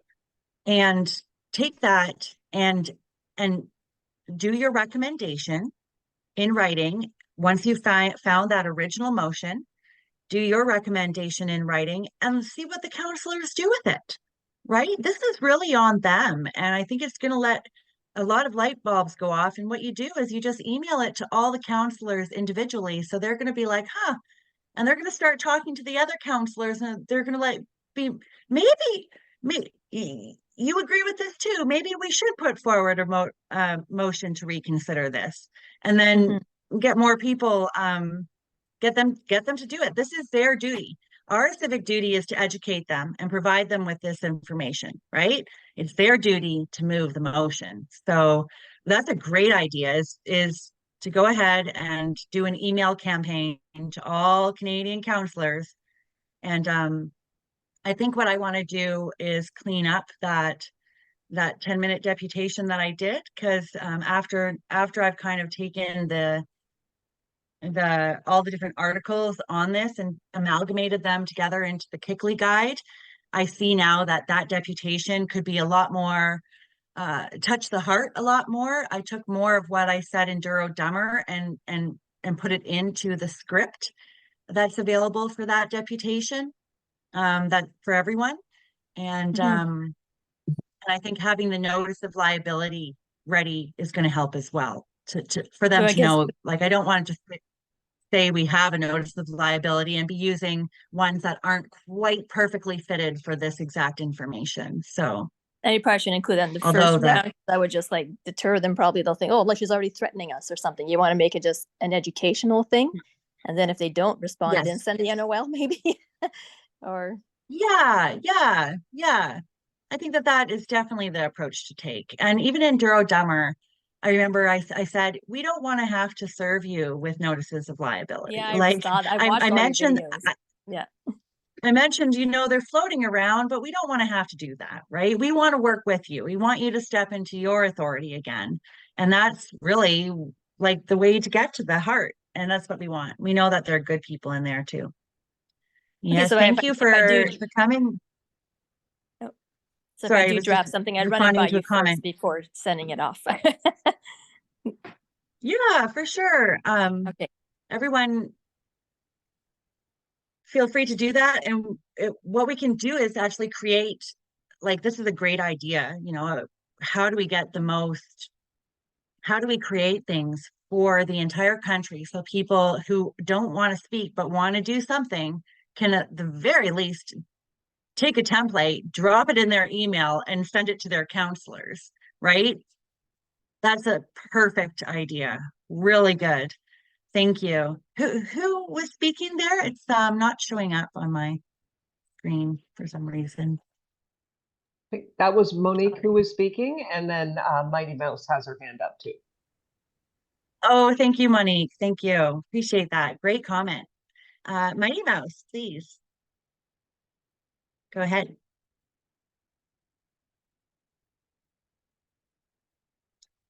Mighty Mouse, do you have your hand up?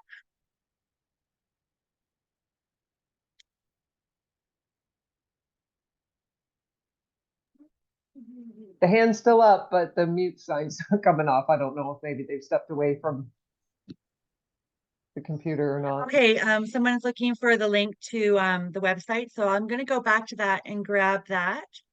And Mighty Mouse, if you want to just hold your question, we'll come right back to that. So I just wanted to kind of show you guys here. So we covered speaking to council. Now, speaking to an agenda item, I need to elaborate on this a little bit, I think, to help out. But basically, if your municipality is partnered with ICLEI, you're going to see the sustainable development buzzwords in your agendas, and in your municipal plans. And for instance, I took one look at Duro Dummer's strategic plan and found what I do is I like to print it out and I just highlight it. And I can see here that they're going to upgrade the buildings to solar.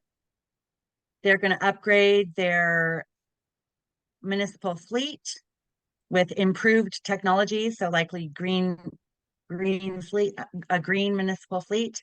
They're looking at electronic tracking systems, tracking inventory, supplies, and training in all areas. So they're just upgrading their electronic systems with tracking.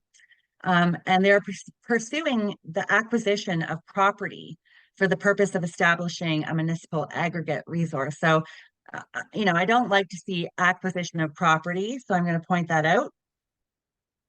I highlighted also that they are promoting and pursuing more residential and commercial development, which sounds good for a rural area. But then it says, in keeping with the goals and objectives of the official plan, which is a misnomer. Is that the right word? Where So they're saying that they're promoting and pursuing more residential and commercial development. But then we know that their official plan is to not do that. They aren't bringing in more growth into the area.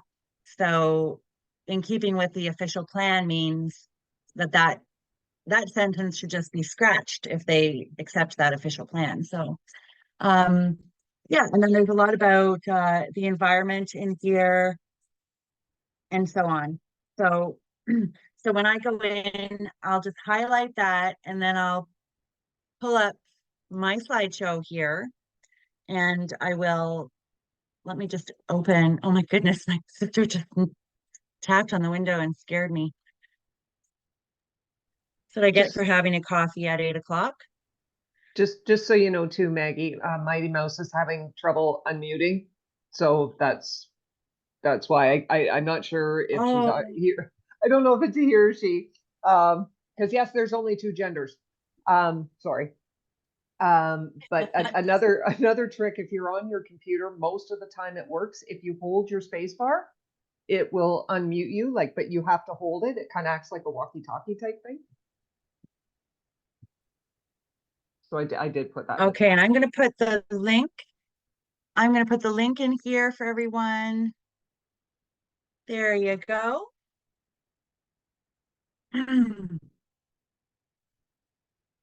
Okay, going back to the deputation. So depending on whether or not your municipality is partnered or not, the deputations will be very similar, but your recommendation will be slightly different. So if your municipality is partnered, you're obviously going to be recommending that the original motion be reconsidered.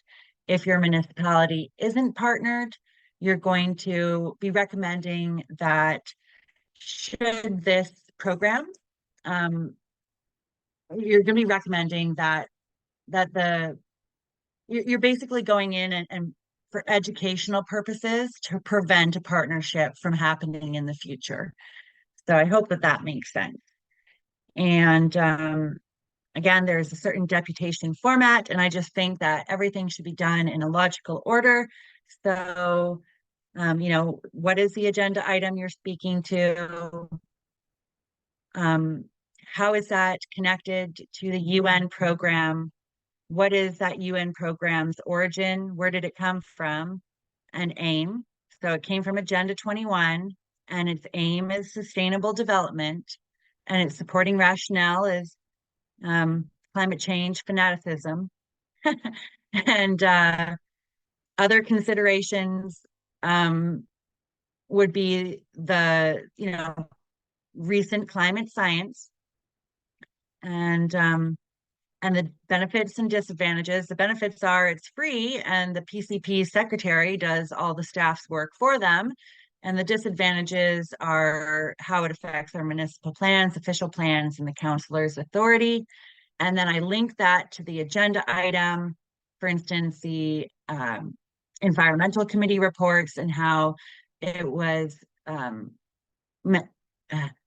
targeting our mobility, which is our sacred right. We have a right to our mobility rights. And then I bring in further considerations, such as the fact that regardless of Canada being a UN member, no level of government has the authority to implement foreign mandates, treaties, or any agreement that violate the Canadian Constitution and so on, and that participating in any act preparatory to the takeover of our nation is an act of treason. And then I let them know that thankfully the Partners for Climate Protection program is completely voluntary. And then I let them know our recommendations, for instance. Therefore, we recommend that the council of the corporation of the city of Thorold reconsider its motion to participate in this program. And I give them the exact motion. And so here I put the link in there in the chat, and you will find at the bottom here, there is a deputation script. There is a deputation slideshow link with speaking notes. When you print it out, you'll have the speaking notes.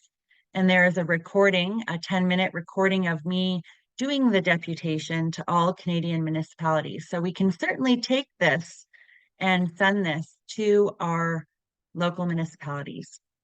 Now, I do want to update that one. It is pretty good, but like I said, since I put this guide together and amalgamated everything in, I'm working to make this even better and really get, it's very informative the way I've laid this out, but there's a few elements missing as far as touching their hearts. So there's a few key statements that I want to add into it that will help to, at the right moments, touch their heart to get them to act. We want to motivate them to act on this information. And I need to expand on this.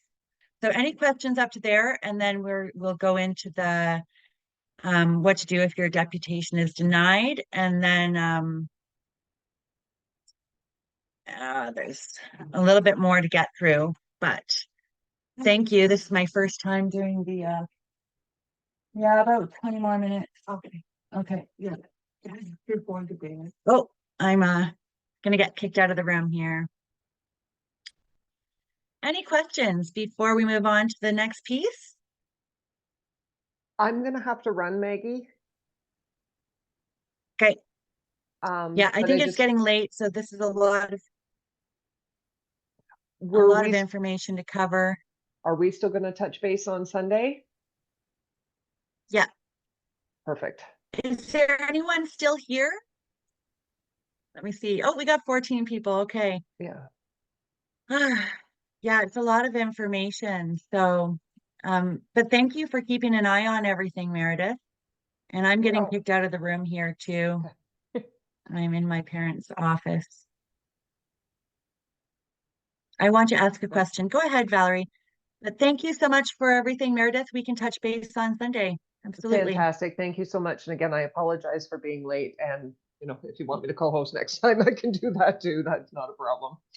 I love that. Thank you so much. Happy That to helps help. so much. Okay, well, thank you. Thank you, Teamwork. everybody. And I will send my notices. A couple people asked about my bylaw thing, so I will send those out. Thank you, Maggie. And have a wonderful rest of the presentation. Everybody have a great weekend, and I'll talk to you Sunday. Okay, sounds good. Maybe we'll Thank bring you you. in on that notice of liability meeting next Thursday. So I'll keep you in the loop for that. Sounds wonderful. Awesome. Thank Okay. you. Thank Take care, you. everybody. Have a great weekend. Bye-bye. Yep. Good night. Bye. Valerie has a question. What is the purpose and obligation of a deputation? So the purpose of a deputation is to professionally educate the council and to create public awareness and to show when we do our deputations and we invite people to come and support us in those deputations, that shows public interest in the subject and helps the council to know that this is an issue that deserves their attention. And it also provides information for decision making. So when we're doing deputations on this program, we're providing them with information that the city staff didn't really provide them. They were just provided with the benefits of the program. They weren't provided with the disadvantages. So we're doing them a public service by letting them know that there are disadvantages to the program and that the program exists, because a lot of them don't realize that it does. If they've partnered back in 1997, they don't necessarily know where all of these UN directives are coming from, and they think that they're obligated to do it when they're not. So we need to point out that they're being asked to endorse it, and they still have the authority to say no. So is another title for citizen involvement. A deputation is another title. Yeah, it's a civic duty, I would say. It is one of the instruments by which we participate in decision making. And thank you, Lori, for coming. And we'll record the rest. I will just quickly run through the rest here. We'll put the recording up. And hard to keep an eye on the chat. Thank you, Valerie, for your question. Okay, so this is all here. What to do if your deputation is denied. So we can see by the letter to Aurelia, it notes that in accordance with section 2276 BI of chapter 22 of the City of Aurelia's Municipal Code Council Procedures, the CAO has reviewed your submission in consultation with the mayor and advised that the deputation is denied. Currently, the Council of the Corporation of the City of Aurelia continues to consider its decision-making under the broad umbrella of these United Nations directives. So that's what we got from them before we were on to this Partners for Climate Protection program. So now we can come back to them and say, oh, really, we can't do a deputation on ICLEI, can we? Well, it seems that in the year 2018, the City of Aurelia partnered with ICLEI. So if you had the jurisdiction to partner with ICLEI, that means we have the jurisdiction to talk about ICLEI. Okay, so when I was on the phone with the clerk from Aurelia, and I asked him, and he showed me in the council procedures exactly what he was talking about here. And then I was like, okay, well, thank you very much. And I'm wondering if you could help me to locate a motion that was passed in 2018 where the city passed a bylaw or resolution to partner with the FCM ICLEI Partners for Climate Protection program. And he's like, oh, what is it? And I said, well, here, I'll send you the website. It says that you're a member and you've been a member since 2018. So he looks at the website and he's like, oh, and I'm like, yeah, and if you click there, there's the joining resolution. And he's like, and that's what I'm looking for. So that resolution was passed in 2018, and I'd like you to help me to find the original motion. He's like, oh, so it really was an interesting exchange, because he thought he was totally right, like, oh, you can't talk about the Agenda 21 in here. That's outside of our jurisdiction. And I was like, oh, really? Because it looks like you guys are partnered with UN directive programs, which is essentially Agenda 21. So I think it really will help us to get around our deputations being denied by including the original motion in our deputation request. That is why I recommend putting that in to the deputation request. You're speaking to such and such agenda item, you note that they've partnered, and your recommendation has to do with that partnership and the agenda item, such as we recommend that you don't approve the environmental committee reports and that you reconsider this partnership based on the items that we'll bring forward. Susan asked, Valerie, sorry, I'll go with Valerie first. She was first. Was it the CAO that didn't know? No, it was the clerk. And Susan said, did he mean it's a done deal, we won't talk about it? I'm sorry. What I was thinking there is just that I suspect Vancouver would be like that. They'd say, oh no, we won't talk about that. We're all in on Agenda 21 UN directives, and we don't want to hear anything more about it. And then what do you do? You should still be able to talk about it, though. I think you should. Yeah, I think that they should, especially if you're bringing forward the motion to reconsider, because that's part of their job. They have to allow you to point out a motion that's on their books and ask them to reconsider it. So that's the rules of the game. And yeah, so that's our duty. And like, even going into Thorold next week, right? At the end of the day, it's the council's choice whether they're going to let us whether they're going to reconsider the motion, whether they're going to rescind the motion to partner with the program. And all we can do is our civic duty. And up until now, there's not enough of us doing that, right? So if we can go in there and professionally do our duty, then it's on them. We've done our job, right? And and then in that case, maybe notices of liability will be another step that we can take. But like I said, I don't want to have to do that. I don't want to have to serve notices of liability. And I want the counselors to step up and do the right thing, like they did in Turo Dummer. So, so the last piece of information here is the Deputation archive. A lot of people have watched a lot of the deputations since the first one in Peterborough.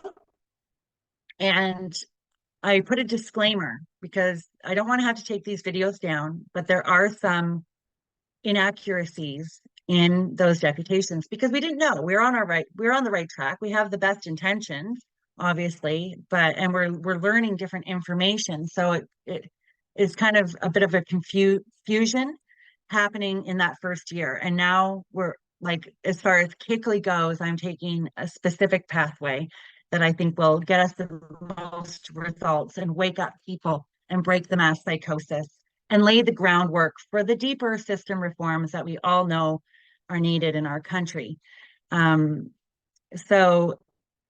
here's a bit of a disclaimer that the deputations before March 2024 contain some inaccuracies to be mindful of when watching. For one, you'll notice that that myself and others, we state that the municipal primer restructured our local government. And if you read this, and I read it over and over again, because this is what I originally read, that the municipal primer restructured our local government. And I read it over and over again, and I was like, no, it didn't. This is a blueprint to achieve sustainable development, and it's completely prescriptive, and it says nothing in here about our mayors partnering with the CAO or anything like that, right? So I really want to be clear that this municipal primer did not do that. Okay, I read it 50 times and it's not there. The municipal primer did not partner our local councils with the Municipal Service Corporation. The mayor and the chief administrative officer always had a partnership. That partnership existed before 1994.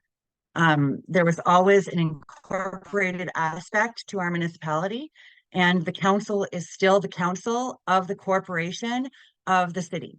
And it is the governing body of the municipality, the custodians of its powers, and the council alone can exercise the powers of the municipal corporation either by bylaw or resolution. So they've tricked our councils, they've bound our councils, but the council still have the ability to say no, okay? Like the meme goes, and then the people said no, and then the councilors said no, okay? So they still have that power. They are still the executive board, and yes, they have deferred their responsibilities, but they can take back those responsibilities from the CAO. So not all is lost, okay? And yes, the municipal primer is not a binding document. It is the municipal primer states within it that it is not intended to be prescriptive, meaning that the councils have a choice whether to implement these programs, and in that choice to implement, they are holding the liability for doing so because the Federation of Canadian Municipalities and the Government of Canada have waived liability. So the only ones holding liability are the ones endorsing it. And that's why the Partners for Climate Protection program is constantly asking the council to endorse these programs and their plans and so on. So, so I have here that after the first deputation, Sheila McFarlane drafted the POG primer, and that one is focused on the public-private partnership, the partnership between the mayor and the CAO and the councilor's oath. So she's looking at that aspect of it, which is wonderful. People like that needs to be done.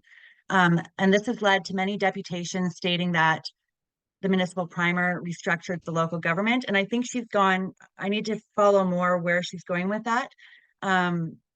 But so there's a lot that I agree with in there, you know, there, as far as the UN agenda being implemented at the local level, but the municipal primer did not do this. So I'm still looking to see where in the paperwork, the mayor and the CAO are, well, we know that there are two signatures sign off on everything, but it's not the municipal primer. That's what I want to be clear on. When people are watching the deputations, we need to stop saying that the municipal primer restructured it, because it didn't. So that's all. That's the only issue there. And certainly our local council chambers have turned into UN field offices. And I believe it's because of these programs. So the KICLEI initiative is not the POG, and the POG is not the KICLEI, okay? So I very much respect Sheila's work and what she's done, but there are two different initiatives happening at that local level. And I know Sheila would appreciate me saying this just as much as I need to say it, because our work needs to be kept separate. I need to be able to talk about the municipalities. I need to be able to talk about the UN directive programs and climate change and the sustainable development goals. Sheila's work is looking at a different aspect, and in that law versus legalese, okay? So, and I'm hoping that with KICLEI, we can pave the road to the system reforms that we need to see in the future, and to till the ground and to pick out those climate change rocks and break down that mass psychosis when it comes to climate change and all of that. So KICLEI is focused on how local councils are endorsing partnerships with UN directive programs and sustainable development action items. KICLEI seeks to educate councils on the disadvantages of UN directive programs' aims, rationale, and recommendations, and to empower councils to rescind previous resolutions to participate in these programs. So please keep that in mind when viewing the original deputations. Okay, we've learned a lot over the last year, and it's fascinating to watch the deputations as they've developed. And yeah, I think that now that it's everyone, both doing the POG and the KICLEI initiatives, would get better at making our recommendations clear, we're going to move ahead in a very positive, effective direction going into this next year. So I'm really looking forward to that. I can't wait to see these deputations and the recommendations being made, and to see what the council does with it when we approach them with the right approach. So with that, we have made it to the end of the step-by-step guide, and we already have people looking into partnerships with other UN directive programs that are involved with our school boards and our libraries. And I believe it is our collective task to identify and work to reverse these partnerships wherever possible, and that Canada can lead a peaceful and professional restoration of our institutions. And there's a lot of great things going on in this country, and yeah, I'd love to talk more about, for instance, Civis for Reform and the statement of principles that they're endorsing, and getting that into the hands of our elected and hired public servants. Because I think that as we are asking our councils to unpartner themselves with the international organization, we want to show them that there's a better way, and that the people have decided that we've consented to be governed based on a clear understanding of the rights of the persons and the duties of the government and the duties of the citizens as well. And to retake those words, retake the word people, retake the word citizen, and to redefine them, for the 21st century. So there's a lot of awesome things happening, and thank you all for being here for the KICLEI meeting tonight. And I'll take a couple questions, and then I'm going to get kicked out of the room. I see a chat box here.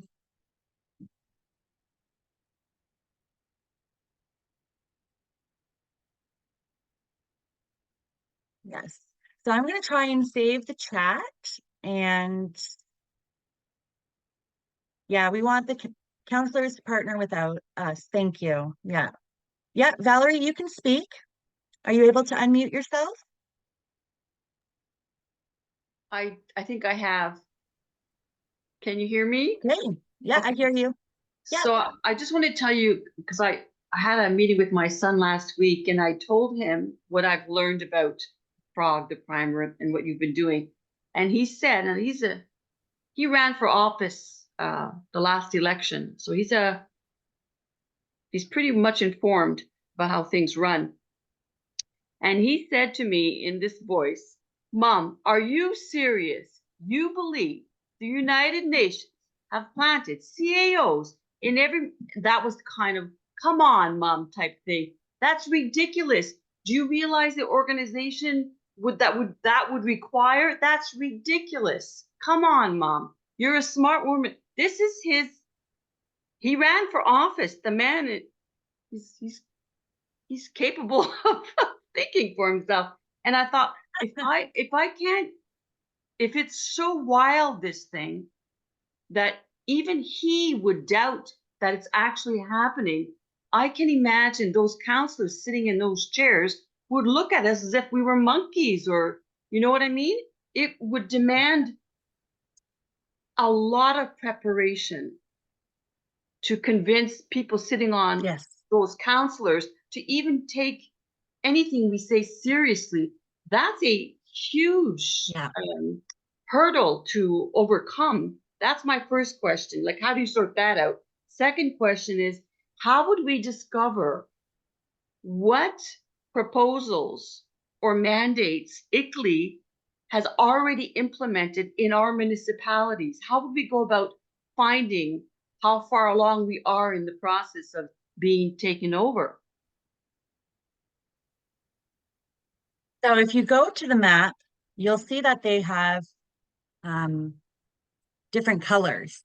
Okay. So they have a milestone framework, and the different colors represent what milestone that they've achieved.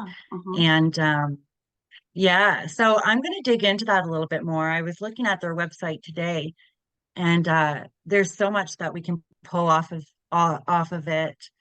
What's interesting about Pierre and learn is that Pierrefonds has a join to Montreal, which is the larger center. Pierrefonds is a municipality outside of Montreal, but the amalgamate, I don't know if that's the right word I'm looking for, amalgamated, yes. Amalgamate.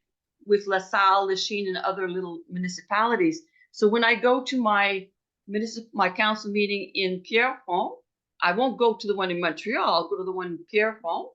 And so I would need to know what mandates or what proposals have already been implemented in Pierrefonds. How would I know that? So first start just by finding if they've partnered with the program, and then keep an eye on their agenda. And when you see sustainable development action items pop up, that's when you go in and speak to it. It doesn't necessarily matter how far they are into it. Like I said earlier, this whole thing is built on the foundation of the joining resolution. And then they add on the strategic plan and the healthy environment plan and their climate declaration of emergency. It's all on that first joining resolution.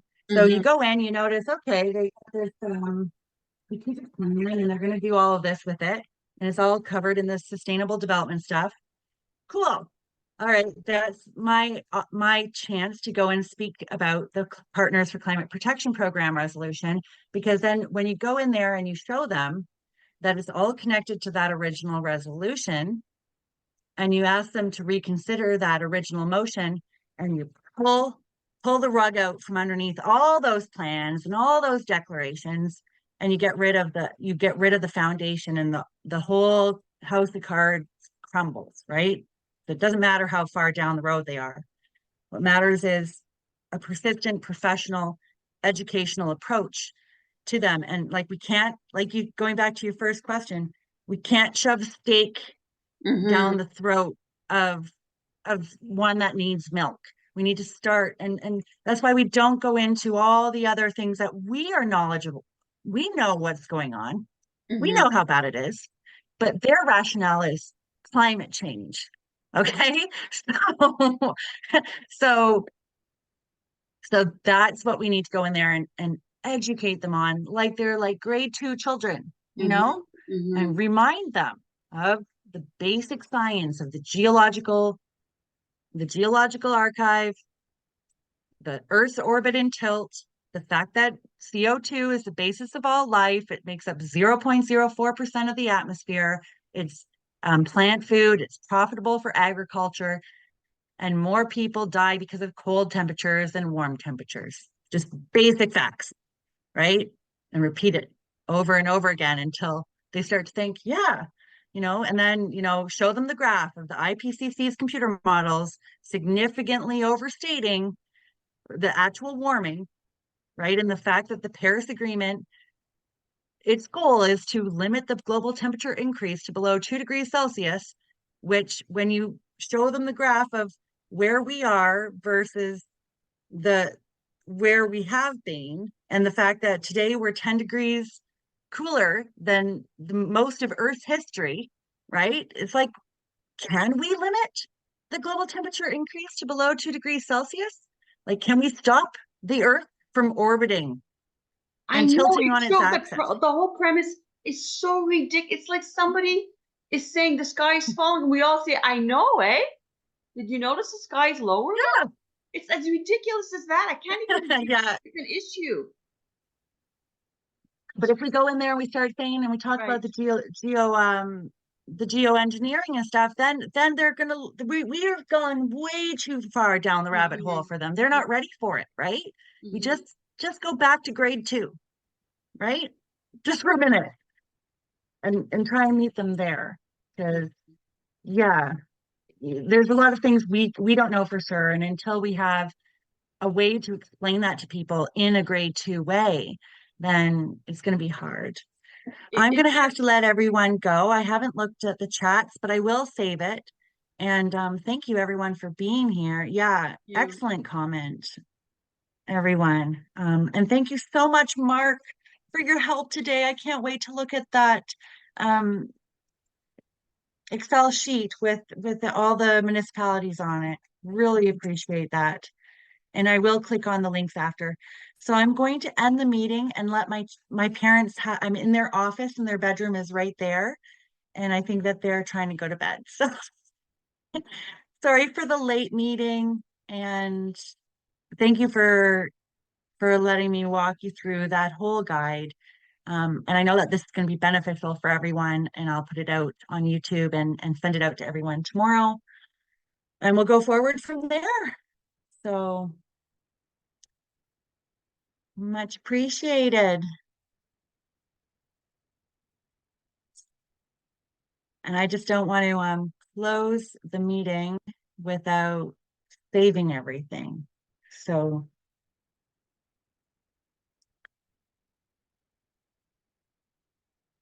okay. All right, guys, let's say goodnight. So feel free to say goodnight, and then I'm going to end the recording. Good night. Good night, everybody.